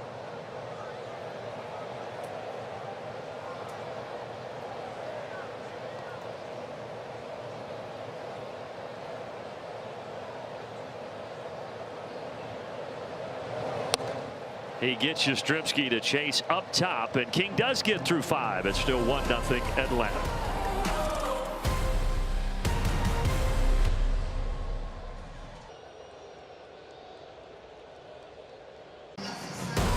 Atlanta Braves baseball is presented by Truist. 8:48 here in Atlanta. 81 degrees with the Braves on top, 1-0 as we start the 6th. There's Didier Fuentes. His numbers this year are Comcast Business Defend the Mound feature. He's done exactly that. You look at the overall numbers for him. Just 1 home run allowed in his 39 2/3 innings. He's also picked up 4 wins out of the bullpen. Now, we don't want him to get one tonight, because that means he'd have to give up the lead in order to get there. But it's been excellent. 4-seam fastball sitting at 97, slider and split. Going against 2, 3, 4 in the order, starting with Rengifo.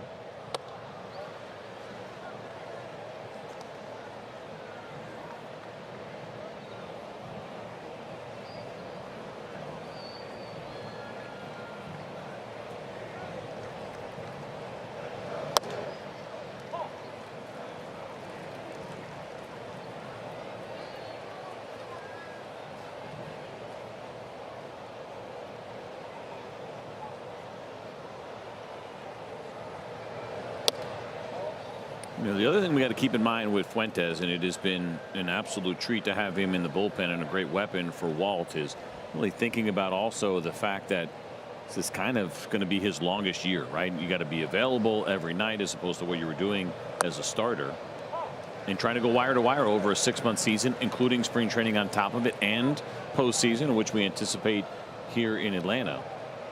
And just because he's not starting doesn't mean that it's not as taxing as it might be, because again, it's every night of trying to be ready to compete at a really high level.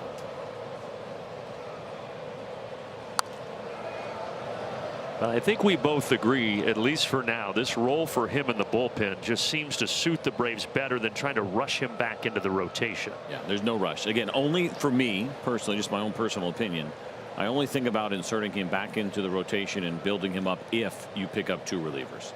If you feel so good about 1 through 8 that you can then afford to do it. Otherwise, I like him in this role a lot.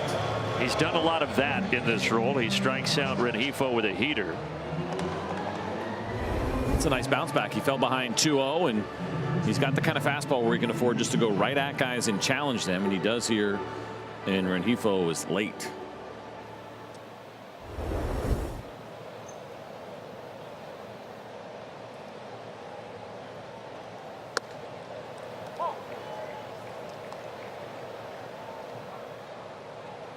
It was only 57 innings between the minor leagues and the big leagues last year for I'll take that back. 70 innings for Fuentes. I kind of expect him to be near that number as a reliever this year.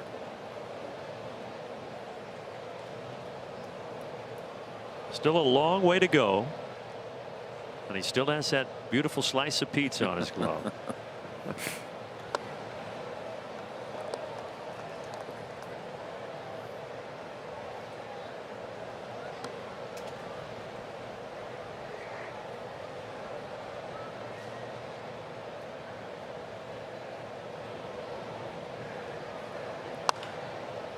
On a couple of bounces, Riley is there. And Machado, a walk, and he's 0 for 2. The Braves will take that. Machado has really given them a lot of trouble this season. There's the Braves ranks for the bullpen entering tonight. Now they have been excellent, and still Robert Suarez expected to rejoin his bullpen as well, and so really feeling like it could only get better.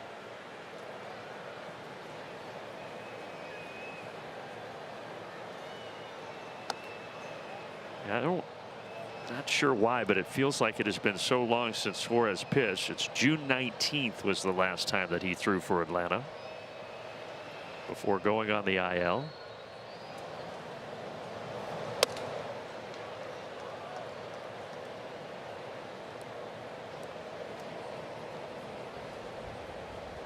See the Dodgers up a couple runs over the Phillies. Not sure if you saw how that game ended. With the Phillies, what a gift with some really brutal base running. Was it Real Muto that tried to go back to second and third with one out? A ground ball goes to third, and Crawford got caught in a rundown, and they tagged him out. And then JT Realmuto was standing at third, decided to start running back to second. They tagged him out, and the game was over. And John Kruk, the analyst, just goes, "Oh no, JT! Oh no!" Braves fans were going, "Yes, JT, yes." And what happened really quickly too in this division was, the Marlins were making some noise, and then they've just gone on an unbelievable losing streak. Yeah, 8 in a row the Marlins have lost, and they're down right now 1-0 in the third in Houston. And San Diego will go down to Miami to take on the Marlins after they leave here tomorrow. Everybody wondering if the Boston Red Sox are ever going to lose again. What are they up to, 15 now? Kind of ruining the trade deadline a little bit. Yeah, they won game 1 of the doubleheader today. They're losing the Red Sox in game 2 of the double dip, 4-1 right now to Baltimore. But that 15-game win streak for them is it ties the record for the longest ever. You have to go back to 1946 when a guy named Ted Williams was in left field that they won that many in a row. Well, 6 in a row retired for the Braves pen so far.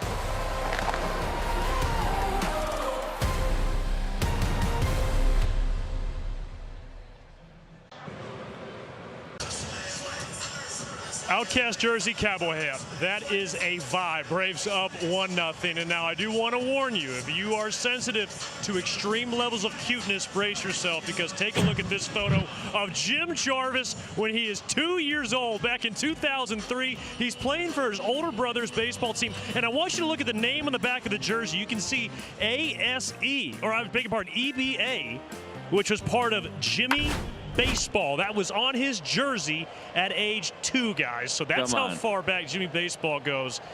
His parents gave it to him. And the story there was that his older brother was playing, and Ozzy's throwing stuff at me, but his older brother was playing, and Jim said, "Hey, I want to play." And so he got in there, and I think that batting helmet's about the same size. It's just a bigger head now. Well, had to get all that hair in there, right? You got to need some extra room. That way, you look like a Martian in that one. Kind of incredible, but that's how it works a lot, right? A lot of times it's an older sibling. Kind of start watching that older sibling. You want to be involved in playing some baseball, and it certainly has worked out for Jim Jarvis. Dubon left center. Bowen back it over. He was kind of shading that way. 1 down, and now we get to see Jimmy Baseball. That really is a fantastic picture, though, that one. It was a harbinger of things to come for Jim Jarvis. A family of athletes. His dad, Chip, played football at the University of San Diego. So as we said yesterday, grew up going to Padres games. Well, he hit it well, but another opportunity for Bowen in left.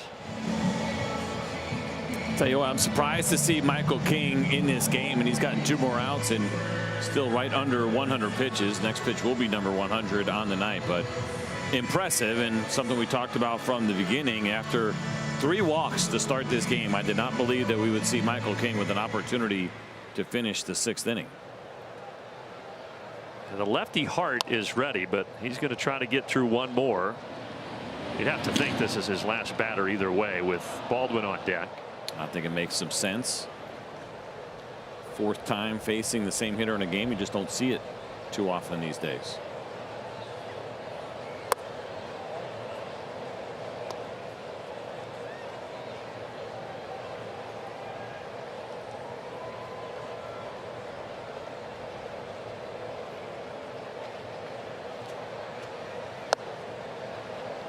Do you want a research project, or do you want me to pawn it off on our great statistician, Mitch race Smith? Is on. Just throw it out there. We'll see who gets the answer Last first. time a guy walked 3 to start a game and finished 6 innings. Is that possible? Oh, that's a little harder. That's probably a tough one. Yeah, that one would have to be full concentration to be able to get it. And we need you here. We need you present. I would disappear, get real quiet, real fast. Man, maybe it's a good thing. 103 pitches now for King.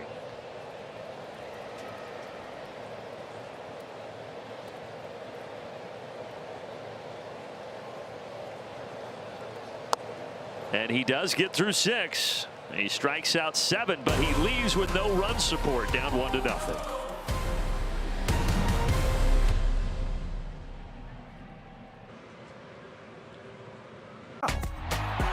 Javi Lopez comes through again. All right, Brave Country. Make sure you come down to Truist Park on August 12th. See you there. Well, if you want to see all 30 ballparks, and why would you not, the MLB Journey to 30 sweepstakes presented by T-Mobile is the ultimate bucket list way to do that. MLB.com/Journey to 30 sweeps, or you can scan that QR code to get all the details. Fuentes back out there for the 7th. August 22nd, 2020. That was the last time a pitcher walked the first 3 batters of the game and still completed 6 innings. Zach Gallen was the one who did it. And the real fun part about that, the walks, Donovan Solano, Alex Dickerson, and Mike Yastrzemski was involved in that. So okay. Appreciate our friends over at Blitz Analytics, who have a pretty cool little kind of AI chat tool that is specific toward sports, and kind enough to give me access to that to try to get the answer. This is deep to center, and it is going to tie the game. Splash off the bat of Merrill.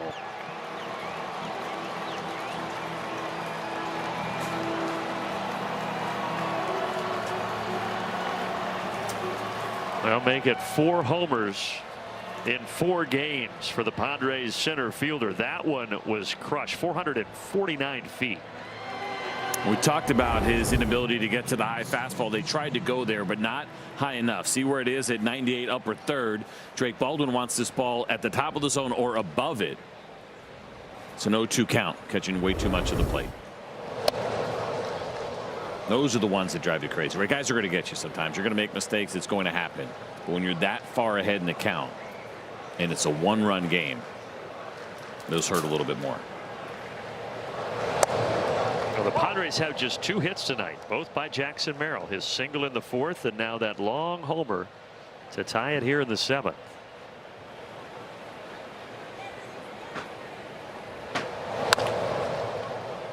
Other side of the bag for Ozzie. And a 1-hop throw to get Camposano.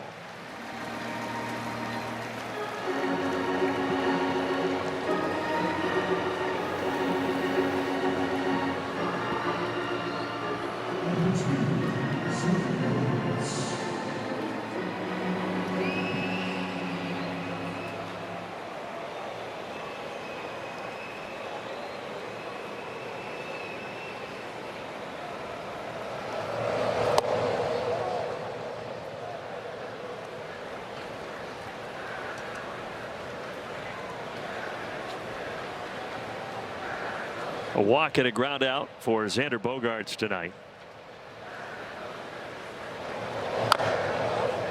Stay tuned for the stretch tonight, brought to you by Resurgence Orthopedics. Nick Green and Peter Moylan standing by.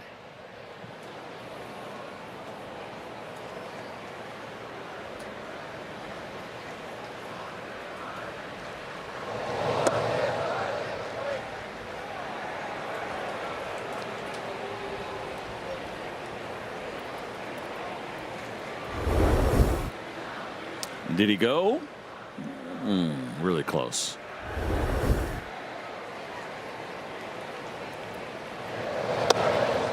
Guess what? The boys are back tonight. They're in right field, the Tarps Off crew.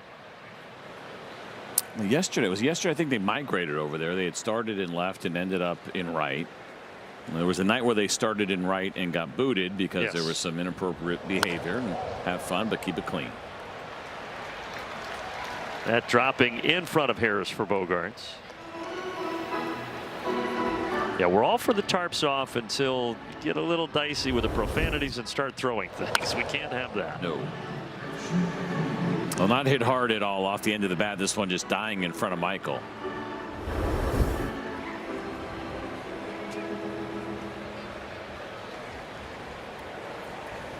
Cronenworth 8th in the order tonight and 2 strikeouts swinging. 1 against Perez, 1 against Dodd. First pitch, little blooper, and it falls. So the Padres through the first 6 innings had 1 hit. Now they've got 3 hits, including the homer here in the 7th. And the homer was one thing, right? Mislocation and an 0-2 count, and Jackson Merrill put a good swing on it. These last 2 hits, though, not hit hard. One off the end of the bat, one there for Cronenworth that goes below the barrel. Seemed like there was some hesitation there from Jeremy Hefner before he made his visit. Victor Medeiros is starting to throw.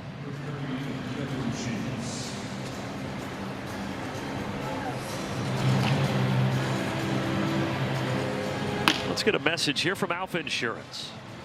No matter what life throws your way, we'll be there knocking it out of the park. Getting you back home safe and sound. That's life with Alpha Insurance.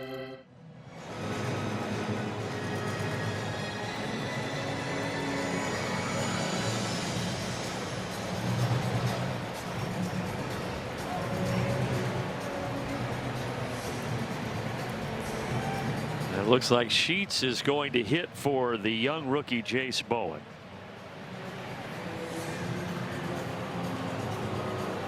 I think that probably makes some sense, right? You get the left-hander in here. You just saw what Jackson Merrill was able to do and get a hold of a fastball.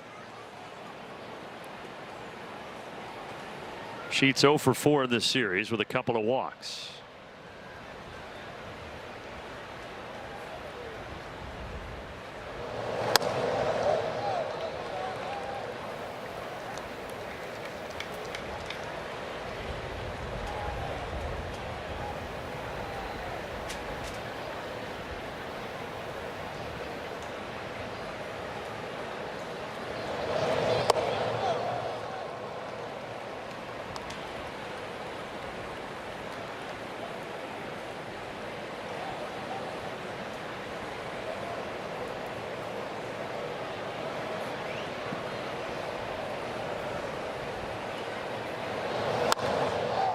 This is going foul, but it's certainly home run distance.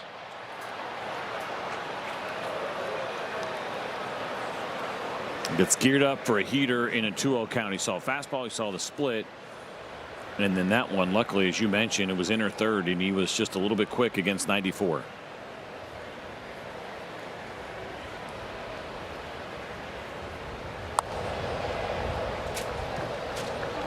I don't see it a lot, right? That's the last pitch that we were kind of waiting on here with Didier Fuentes, and we talk about whether or not he'll end up in the rotation with the Braves. That split that he has is kind of that difference maker that should help him neutralize some lefties. That just gives him a second weapon. He's thrown a couple of them here to Sheets. He's got him 2-2. Sheets puts the fastball in play to left. 2 outs. And that's the difference of being able to show that split, right? He was way ahead of the fastball. He pulls nearly a foul home run. Now he has seen the split. He took a pass at it. The fastball, and this was a little bit harder. The first one 94, this one 97, but it gets on him quicker because of your ability to change speeds and using that split.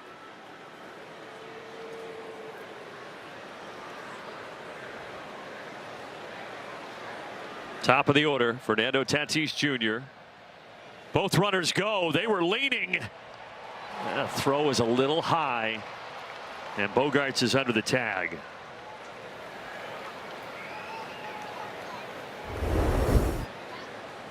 Yeah, big jumps there. I think Didier Fuentes probably not thinking about base stealers in that spot. It would have taken a perfect throw right on the bag to even have a shot, and I'm not even sure that would have made a difference. Luckily, Austin Riley did not come down on the hand. That was close. I was just going to say the same thing, and Austin was careful not to do so. And now the Braves are just going to put Tatis on. I watched the left foot here and the right hand, and actually, fortunately, the hand of Bogaerts finished on top of Austin Riley's foot. The other way around, he might have been out of this game. They don't wear plastics in the big leagues. Those are metal spikes. Those are real. And that's a big boy. Top of those spikes as well. Luis Rengifo at the plate with the bases loaded here in the 7th. And the first pitch, he pops up. And Fuentes gets out of it with just the 1 run coming across. All tied as we head to the stretch. Welcome to the stretch presented by Resurgence Orthopedics. From the field to everyday life, movement matters.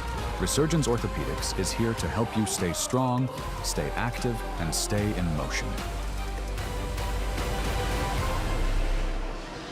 Welcome to the stretch presented by Resurgence Orthopedics. Nick Green and Peter Moylan here with you. Peter, there's a lot of things going around the Battery today.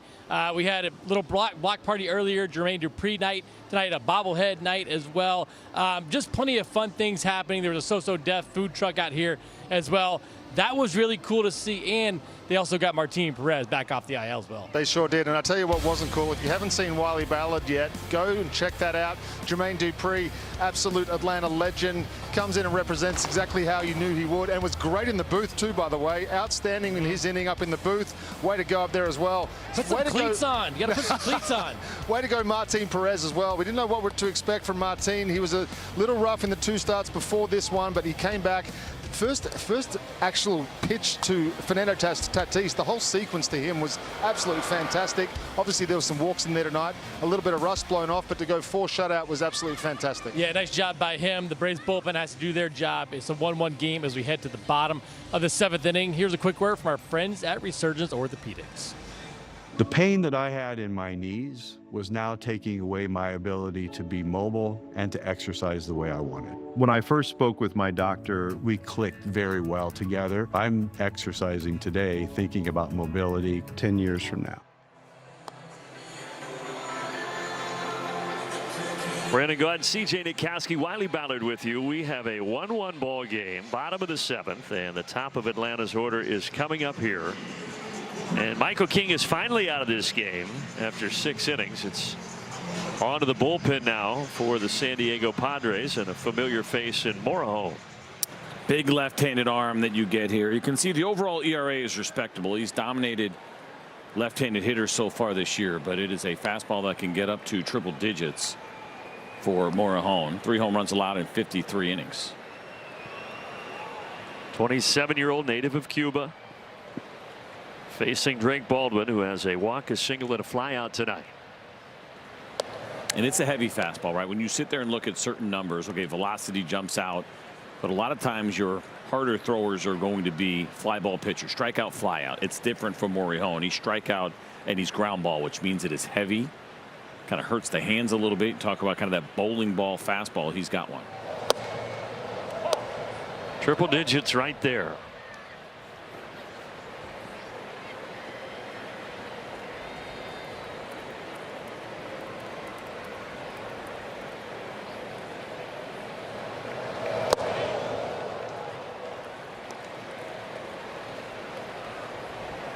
Gavin Sheets stays in, replacing Bowen out in left.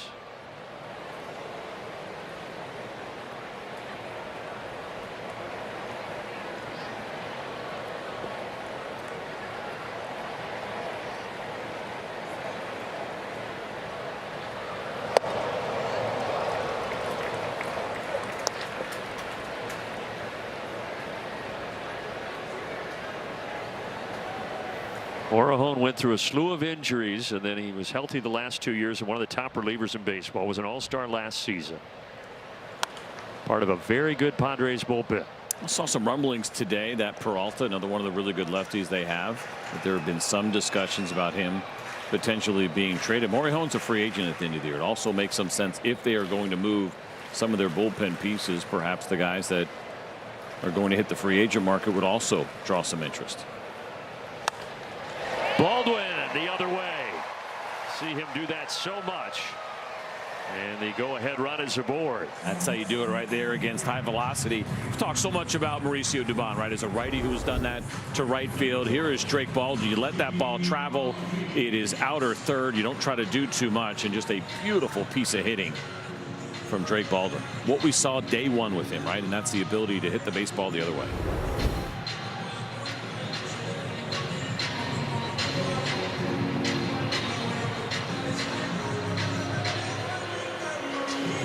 Each team has won one game in this series, and it is 1-1 tonight. Ozzie Albies now from the right side. Remember, another game tomorrow. It's the 4-game series this time against the Padres, and an early start at 12:15 with Chris Sale on the mound on getaway day. Tomorrow should be a fun one at the ballpark. It's summer camp day tomorrow, so some kids will be here. That little, you call that buzz that you get. It's not the usual buzz that you get. We saw it for years, of course, in the minor leagues. It's just loud, it's high pitched, and it is sugar filled. That is a good way to put it. A lot of excitement when those kiddos are in the ballpark. I did get the "Hey Dad" texts already. Hey Dad, what's going on with that bobblehead? Request to bring one home. That's right. Yeah, well, it's only one, so. There's only one kid that lives in the house, though. I feel like if you live in the house, you should have priority. But there's one of the out-of-housers that was trying to get their hands on it. Change up. Ozzie goes after it. Speaking of that pitching matchup tomorrow, Canning on the other side. It's our Carcio defensive play of the game. So on paper, this looks really good for the Atlanta Braves. Griffin Canning has had some issues with that ERA up over 6.5, and of course Chris Sale has been dominant. He's been good at day games. He's been good in this ballpark. It all seems to line up. Be nice if you could win this one again and have a real shot to win a series tomorrow. Olsen with a hit out to center field. Baldwin will pump the brakes at second.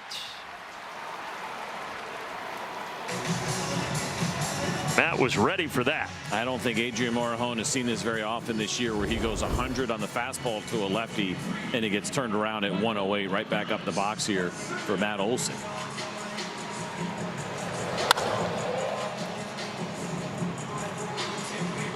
Both Baldwin and Olsen have reached 3 times tonight. So they both get to the fastball, and I get it. It's his bread and butter, and he's got a really good one. I do wonder now for Michael. Does it mean maybe something else is coming early on with a runner in scoring position? We'll see.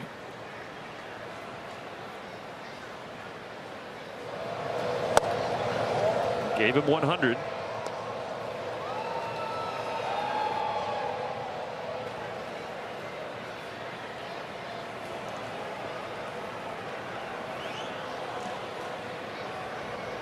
Michael has the 1 RBI tonight for Atlanta, all the way back in the first.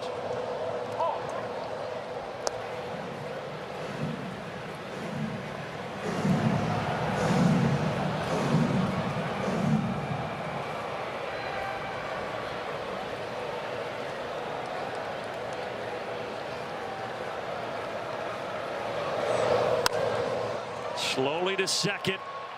They'll get Olsen, and that's it. 2 down at the corners. Riley to the plate.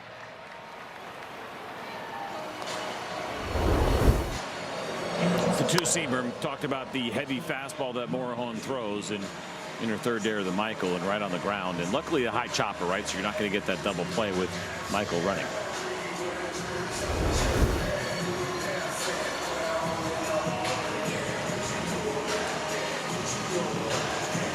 Nobody in the pen but Ruben Niebla, 5th-year Padres pitching coach, out.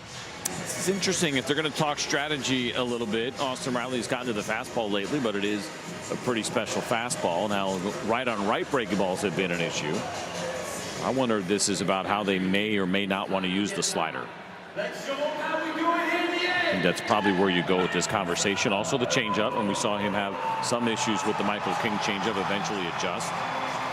And then you also will talk about location of fastball, right? Even though it's a really good one, where do you want to throw it in this spot? And my guess with Morihone is probably more elevated, and it could be the four-seamer instead of the two. Let's get a quick word in here from Truist.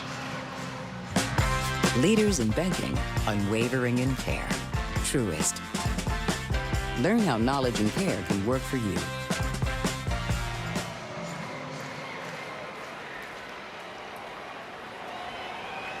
All right, go ahead run 90 feet away. Change up low to Riley. So good in that series against Texas to start the homestand. 6 hits, 3 of them homers, including 2 on Sunday for Riley. He's got 1 hit tonight.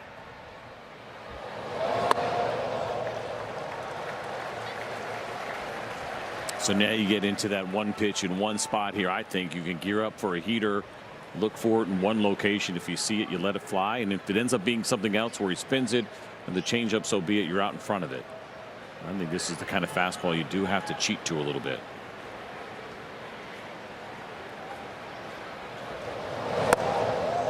And he threw the slider down 3-0. Maybe that was the conversation. No fastballs. Yaz on deck. Riley 0 for 3 when facing Morihone in their careers with 2 strikeouts.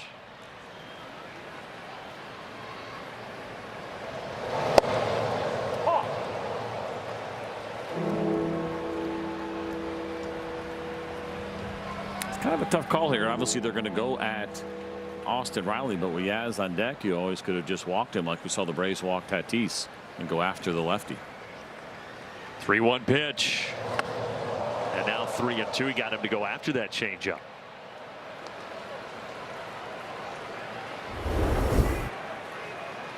That's a good one. Now it's whether or not you give in or you stick with that same game plan, which is trying to use that off speed to get Chase.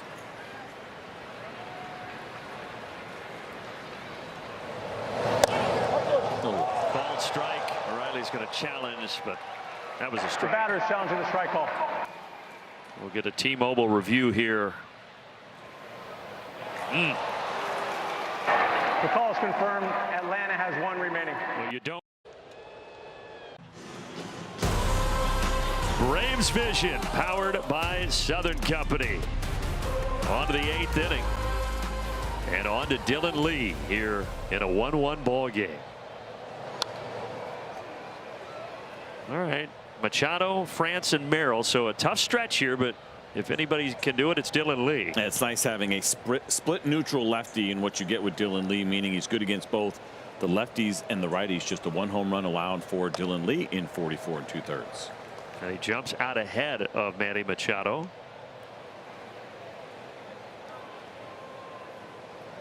That June sweep in San Diego against the Braves for the Padres. Machado had the solo homer in the first game where they won 1-0. He had the walk-off RBI single in the 10th of game 2 off Iglesias, and now 3 homers in this series, but he's been relatively quiet so far tonight. And he's very quiet there, down on 3 pitches. I think Manny thinking about something else after he chased the changeup away, maybe not anticipating a slider at the top of the zone, but a good one from Dylan Lee.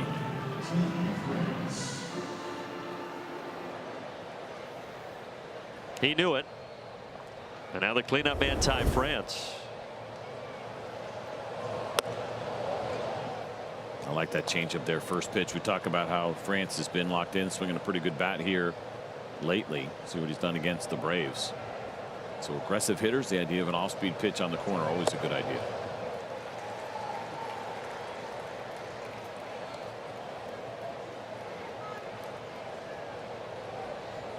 Ty France, second stint with the Padres. They drafted him way back in 2015. He debuted with them in 2019, then on to Seattle. And now back with the team and hitting this high and deep to left. Toward the line. Dubon jumping up to grab it.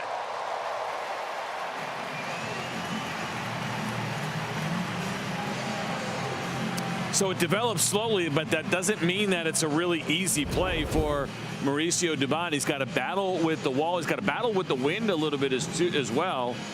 And he timed it perfectly. And a good job by the fans to make sure they stay out of the way. Yeah, we don't need any Bartman incidents down there. 2 down. Here is Merrill, who had the homer last inning.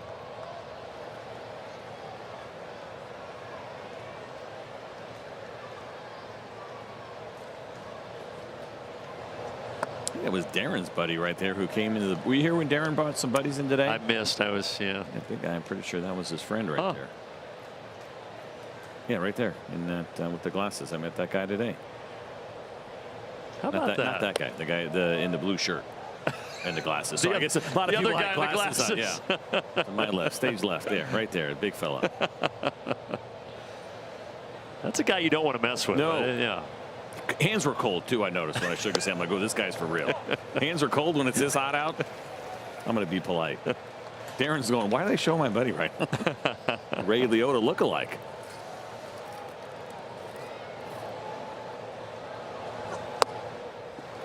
So 3-2 here to Jackson Merrill.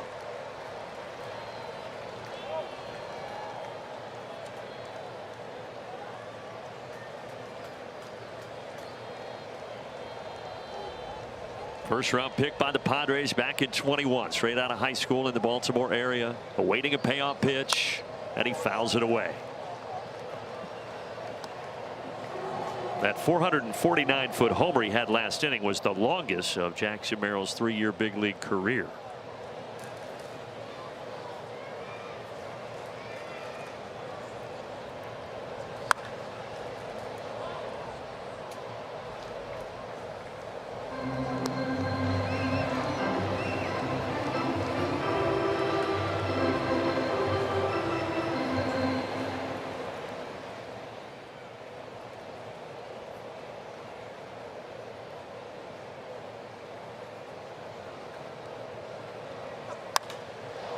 This one is not going to get out of the ballpark. It is going to fall innocently into the glove of Michael Harris II.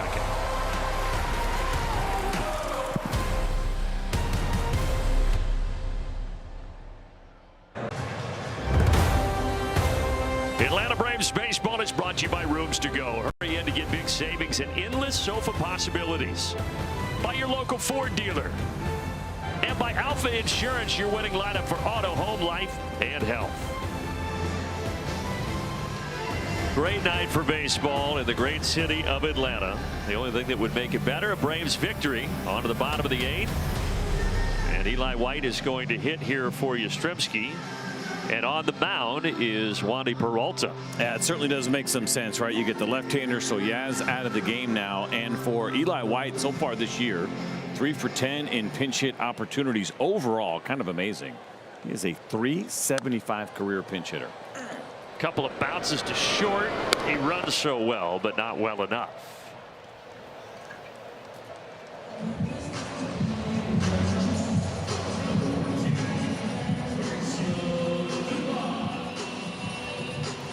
And here comes Doobie, 1 for 3 with a double.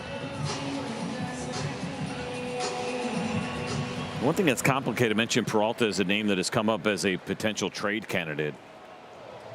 He signed a 4-year contract that allowed opt-outs every year of the 4-year deal. So when you're an acquiring team, you don't know if he's going to be back. There's still another year of control, but he could also opt out at the end of this season.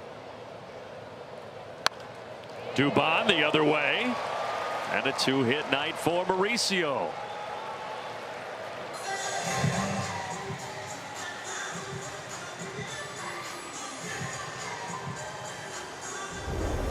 .96-mile-an-hour two-seam fastball that's elevated, and Dubon does a really good job here of getting on top of that baseball.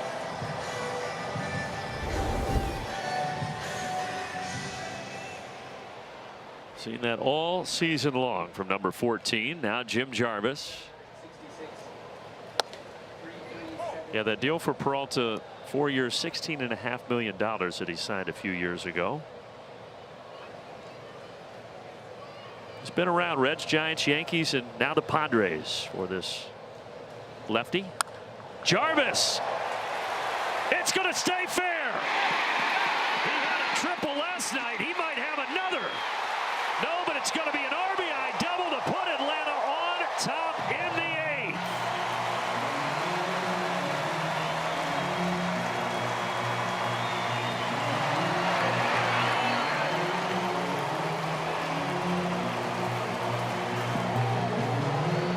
Tell you what, this is getting pretty special right now for Jim Jarvis. We saw Walt Weiss go to Eli White because he wasn't comfortable with Yaz facing Peralta left on left, but he leaves Jim Jarvis in there, and a slider that stays kind of inner third.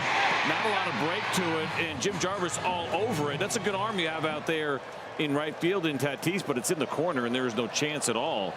With Dubon scoring easily, Jim Jarvis doing it again. Man, that's fun to watch. And 2-1 Atlanta, 4th double already in his short big league career. Tonight his 15th major league start. And you know who's ready? Iggy. So when we were in Pittsburgh and he hit that home run, he had told, I guess it was Birdie before the game, that it was kind of one small adjustment that he made prior to BP, and it didn't seem like it was that big of a deal, but whether it is or not, he believes in it. And he is getting results offensively. And results in big spots, too. I like to refer to that road trip as the time that you and Wiley abandoned me. And Gretchen, too, right? Gretchen, she wasn't there either. Yeah. But you guys still had a special trip, and you won a few games. Yeah. That's probably up, but you only have one challenge left. Yeah, this is almost a no challenge situation the rest of the way. Now that you have the lead in the 8th inning, save it for your closer in the 9th. How about Hicklin? The feel-good story continues. Back-to-back RBI doubles from the bottom of the Braves order.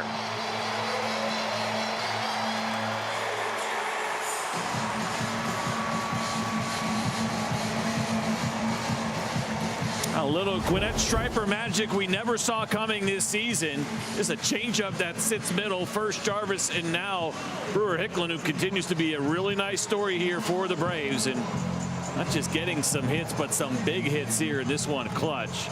And how exciting for that man. So that's a young man, but 30-year-old rookie. 4th different big league team and still a rookie, but awesome to see these results. He waited so long to have the opportunity to put on that Braves uniform. And not only has he done it, but now he is accomplishing big things. That was a huge RBI double to follow up Jarvis and make it 3-1.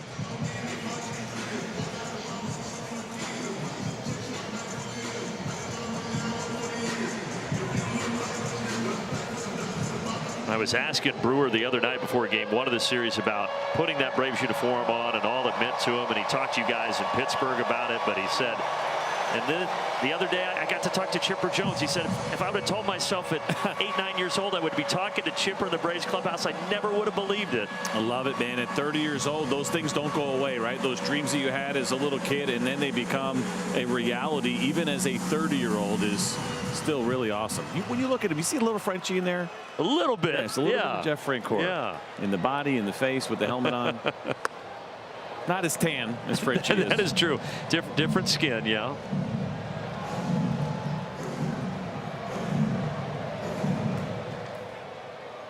It's been something special. 0-1 here now to Baldwin.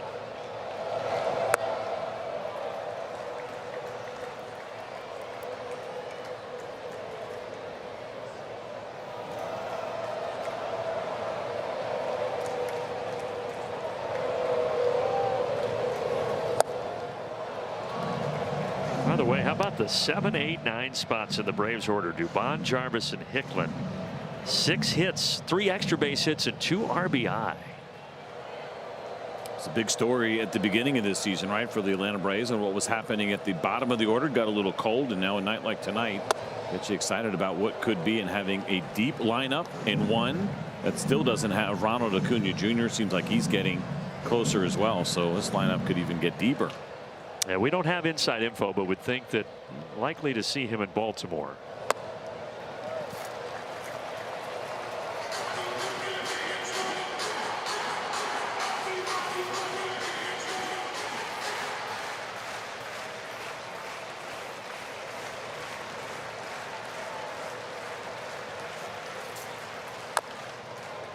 Baldwin bounced to first, but it hit Baldwin in the batter's box, so it's foul.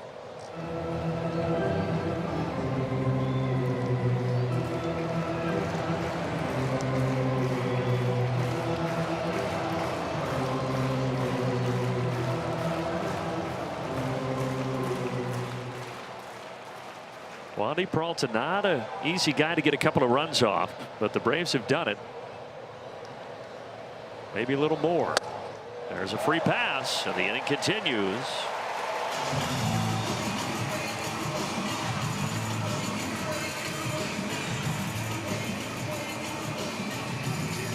And that is going to be it for Peralta. We'll tell you about the change when we get back to Truist Park.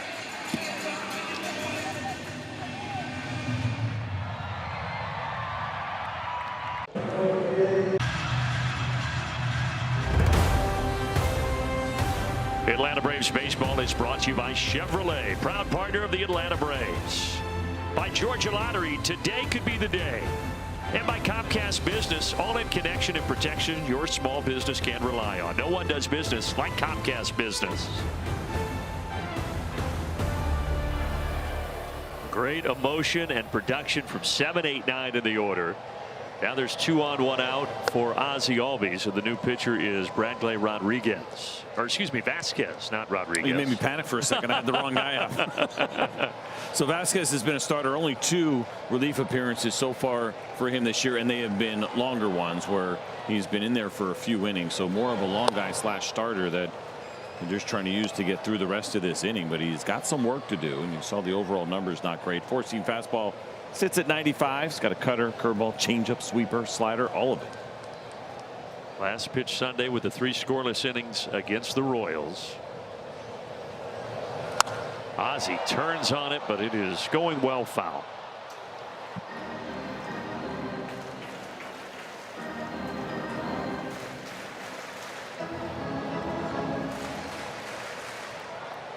Hurt his hand, the fall for life. But he got the souvenir.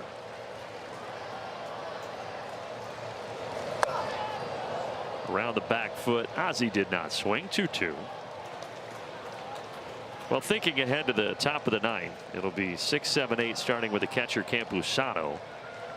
And Iglesias just waiting for his turn.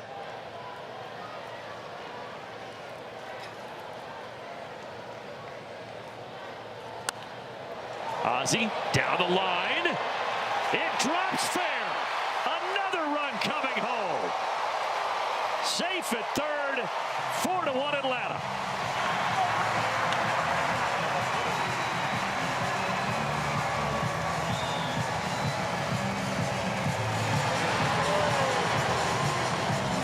It's impressive for a couple of different reasons for Ozzie. You're going to see a curveball here, and check out the location. To be able to keep that baseball fair without hooking it, and it was fair by a pretty wide margin, is not an easy thing to do when you are a left-handed hitter and a righty is throwing you that breaking ball, and then some good base running as well.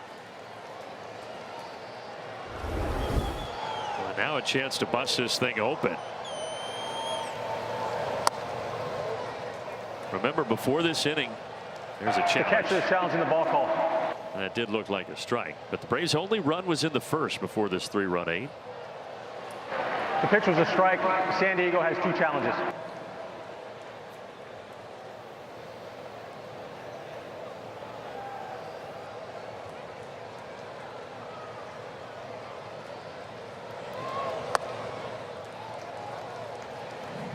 Just appreciate the boys. Had me a little bit panicked. You know, Mitch has gotten on me. Mitch Smith, who does stats for us, and you mentioned it, how the Ford Keys had been on point for a while. He also reminds me when they're off, which he did yesterday. And of course, one of the ones today was 4 score.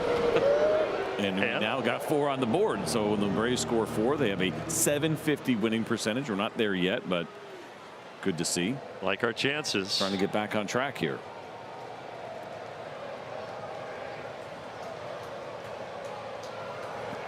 Well, if Matt hits a homer, we can complete it with 4 scoring 7 years ago. Not going to hit a homer, though. Long run for both guys. Oh, that dropped fair. Baldwin had to wait, but he's still safe. I don't know how it fell, but it's 5-1. I don't think Gavin Sheets thought he had a shot at it, and he gave Manny Machado a chance to do it. Either way, it'll go down as an RBI single for Matt Olson. And Machado's a great defender and has been throughout his career. This is a pretty tough play. As you see this cutter up in the zone, I felt like Sheets should have been there, but I don't know if Manny called him off, but he kind of yielded to him. You'd much rather the outfielder try to catch this. It's easier to run in than when you are running backwards. It's probably more on Sheets for not taking control out there in left field. Well, right now things are going Atlanta's way. Almost deja vu, but this one is going to get into the seats.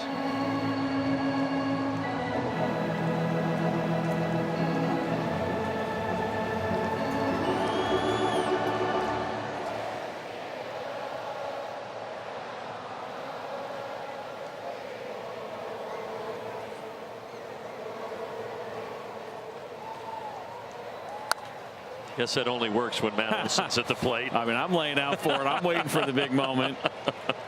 You know, Matthew's got a plan. He's got a special power. You got to be very careful when you use it. I do like the idea that, you know, maybe hey, we'll pass it around a little bit. Yeah, he felt the moment.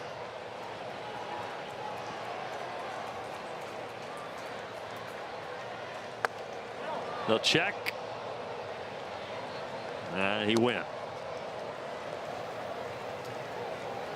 2 down.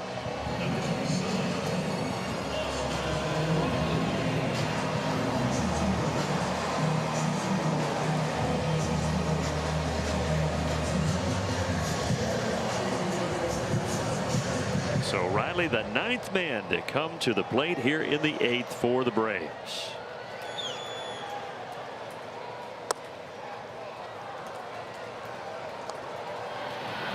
Madero's down there. I think any more runs, maybe you see him. So there was a number in there, right? And he had gotten up, and so it is no longer a save situation. But I think what we have seen with Walt, he's not going to be beholden necessarily to just save situations. But yeah, it does feel like maybe one more they would change their mind on. Remember, the bullpen had been heavily used. It was nice to get a couple of days off, but this is a 17-game stretch without an off day. So if one presents itself for one of your big arms, you give it to him. Toward the middle and through.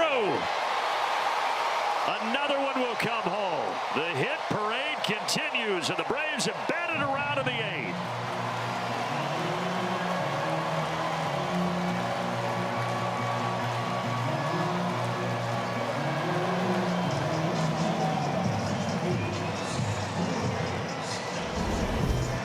Now the fastball, we've talked about that. Austin has done a good job getting to fastballs here, even though this ball is in the ground.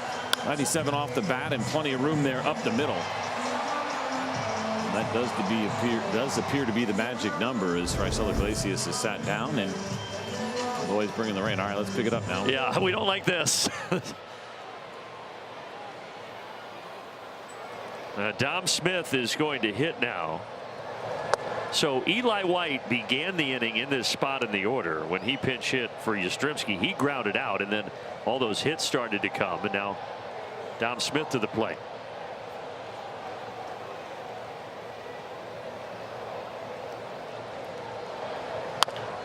High bouncer. Everything is bouncing right for Atlanta. It's now a 6-run 8th inning.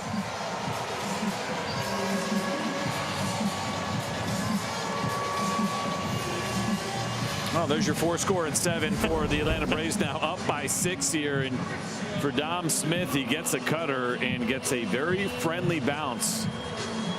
But Ty France has absolutely no chance of getting to, and Matt Olson can just stroll home.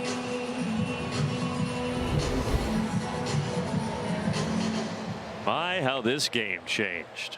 Both teams struggles putting up runs through 7.5 innings, but the Braves with a 6th spot and counting right now here in the 8th.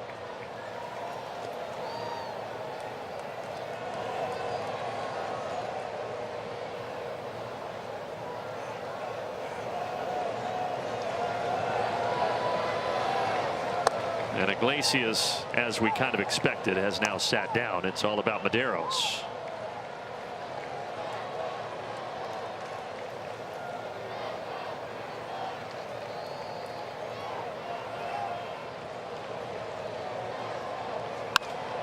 Dubon to right center. But this one is caught. A busy bottom of the 8th. All the emotion on the faces of these Atlanta Braves. Loving the 6-run 8th to put them on top 7-1.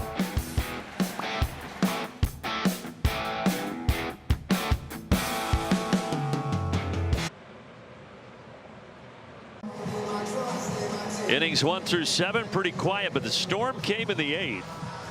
And the Braves now enjoying a big-time cushion. Good to see. Kind of incredible, right? 7 hits through the first 7 innings and then 7 alone in that 8th inning. And what that does, as we talked about, it gives Raisel Iglesias a little bit of a breather. So another off day for him, hopefully, if Victor Medeiros can kind of finish things up. And he has really done a nice job of emerging as a go-to arm. He picked up that save. Great interview that he had with Wiley in referencing the 4-seam fastball usage that Wiley had picked up on and how much he is trusting the organization. So another opportunity to do something important, which is get this game over with an Atlanta Braves win. San Diego is going to bring in Sung Moon Song here to pinch hit to start the ninth.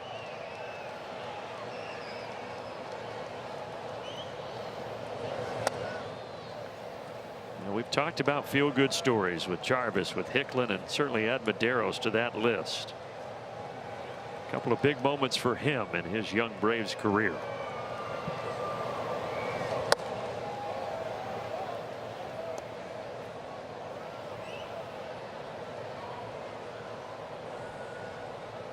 I think the other part of that with these stories, as we get to know the guys a little bit in the interviews that happen, is that they all seem like really good guys. Yes. Very likable. Easy to talk to, approachable. 1 out of the 9th. Kind of use that phrase a lot, right? Easy to root for. That man right there, and Brewer Hicklin, easy. Victor Medeiros, Jim Jarvis, all the guys, obviously the staples that have been here. And even Dom Smith when he first got here, right? We didn't know him. We get to know him. He's doing some big things. You're like, oh my gosh, this guy's super likable and really kind of selfless. And it's nice to have production and good people. Not always easy to do, but the Braves seem to really focus on it. Clubhouse culture is legit, and it is there for the Braves.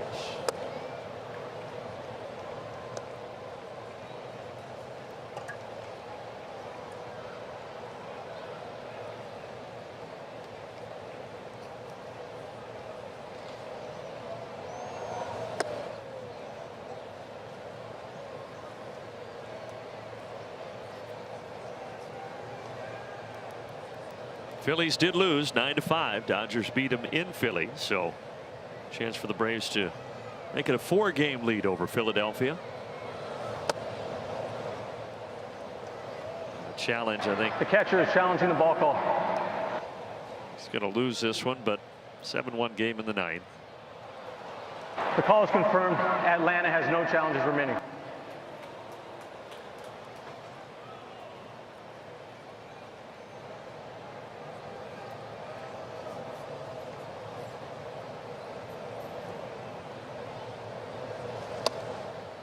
A 4-pitch walk for Xander Bogaerts.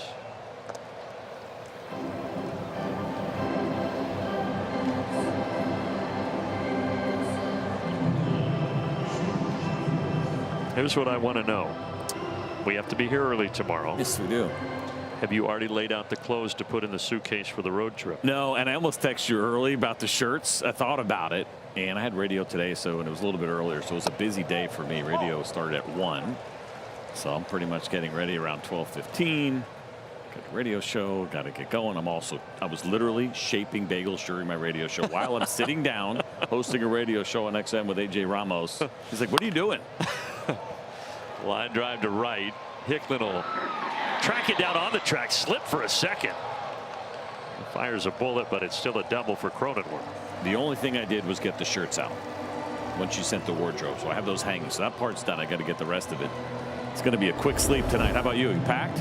Well, I laid everything out. I'll put it in the suitcase tonight. But the interesting thing about sending out the wardrobe, sometimes I'm just doing other things and you forget. What made me remember to send you guys that today was I was snacking on peanut butter on top of a silver dollar pancake, and the peanut butter slipped onto my shirt that I was wearing. I was like, oh yeah, I have to send those guys what shirts we're wearing. Bouncer Jarvis can't get there. They're not going to try to send that second runner, but 7-2. You think one more hit and you get Iglesias up? Yeah, well, looks like maybe he. No, not yet. Phone looks like the phone has rung though. Yeah, listen, elevated pitch here on the two-seam fastball.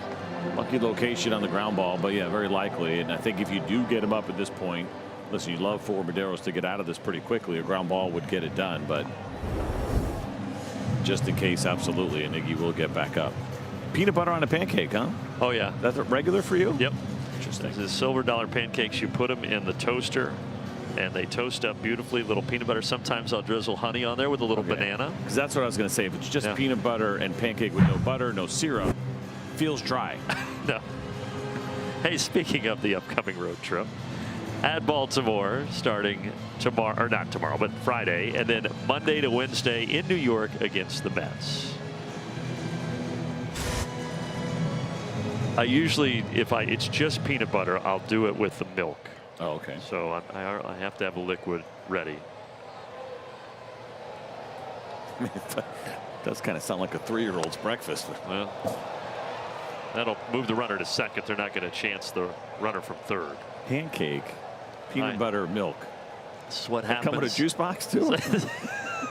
And a bite-sized Snickers. This is what happens, CJ, when you live by yourself. I've done plenty in my life. Minor leagues, on the road, a lot of times in an apartment by myself. I used to, when I was in, gosh, I think it was New Orleans actually, when I played with Randy Knorr. It was pretty much every road trip I just went and got a gallon of milk and a box of Frosted Flakes. It's pretty much the only thing you could find in my apartment. A lot of peanut butter and jelly, I'm sure, in those minor league clubhouses. Still love it, though. Still love it.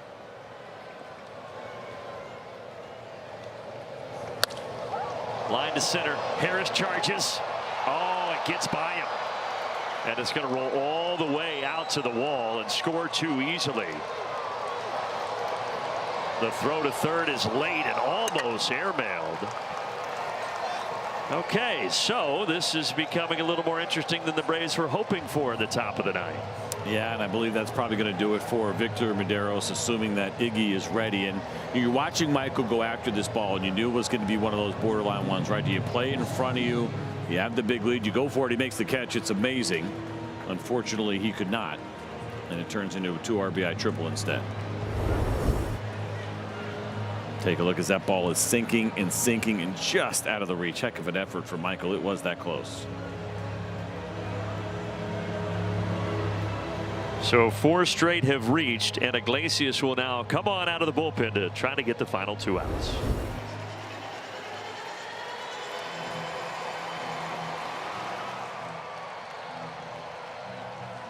All right, Iglesias in. 7-4. 1 down here in the ninth now with a runner at third. Doesn't happen too often for Iggy where he comes in with a runner on base, just 2 inherited runners on the season. And neither one of those have scored. And this kind of situation, up by 3, he's not worried at all about Fernando Tatis Jr. It is simply about kind of slowing down this mini rally and getting Rengifo out. Infield is back, and so they would concede the run on a ground ball. Drilled toward the chop house. Oh my. 7-6.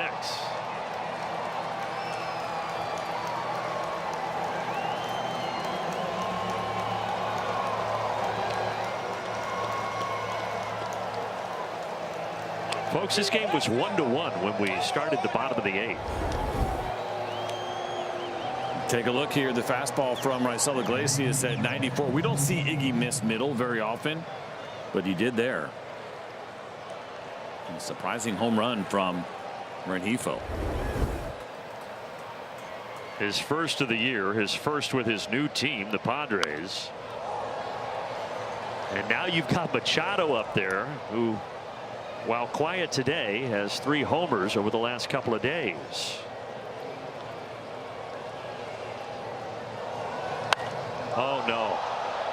Hook foul. It will. Goodness gracious. It's 409 feet, that foul ball. My heart's beating faster than I was hoping for. Make sure right now for Iggy he expands here, as you're going to see that ball pretty far foul. He does expand. And the rear slider, right? And that's when he uses it. Times when he's looking for a little bit of chase right on right where he knows he's going to be outside of the strike zone. He got him. That's one exhale. Still need one more.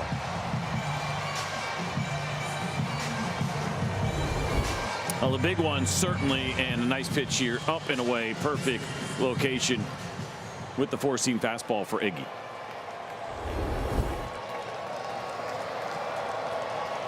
Another power bat in Ty France, and a power swing.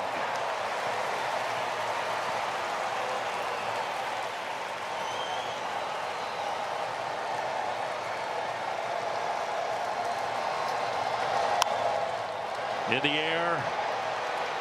Olsen back. Out of room.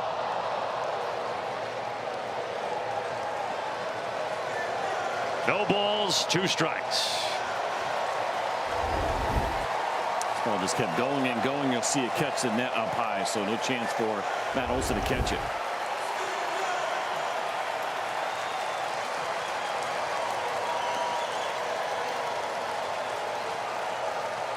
What looked like it might be a leisurely top of the ninth has become tense.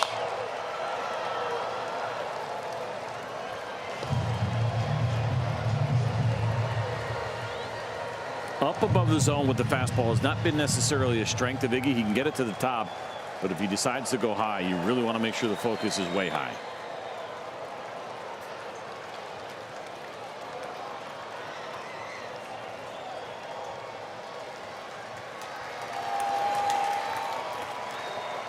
One, two. Never a doubt. He struck him out looking.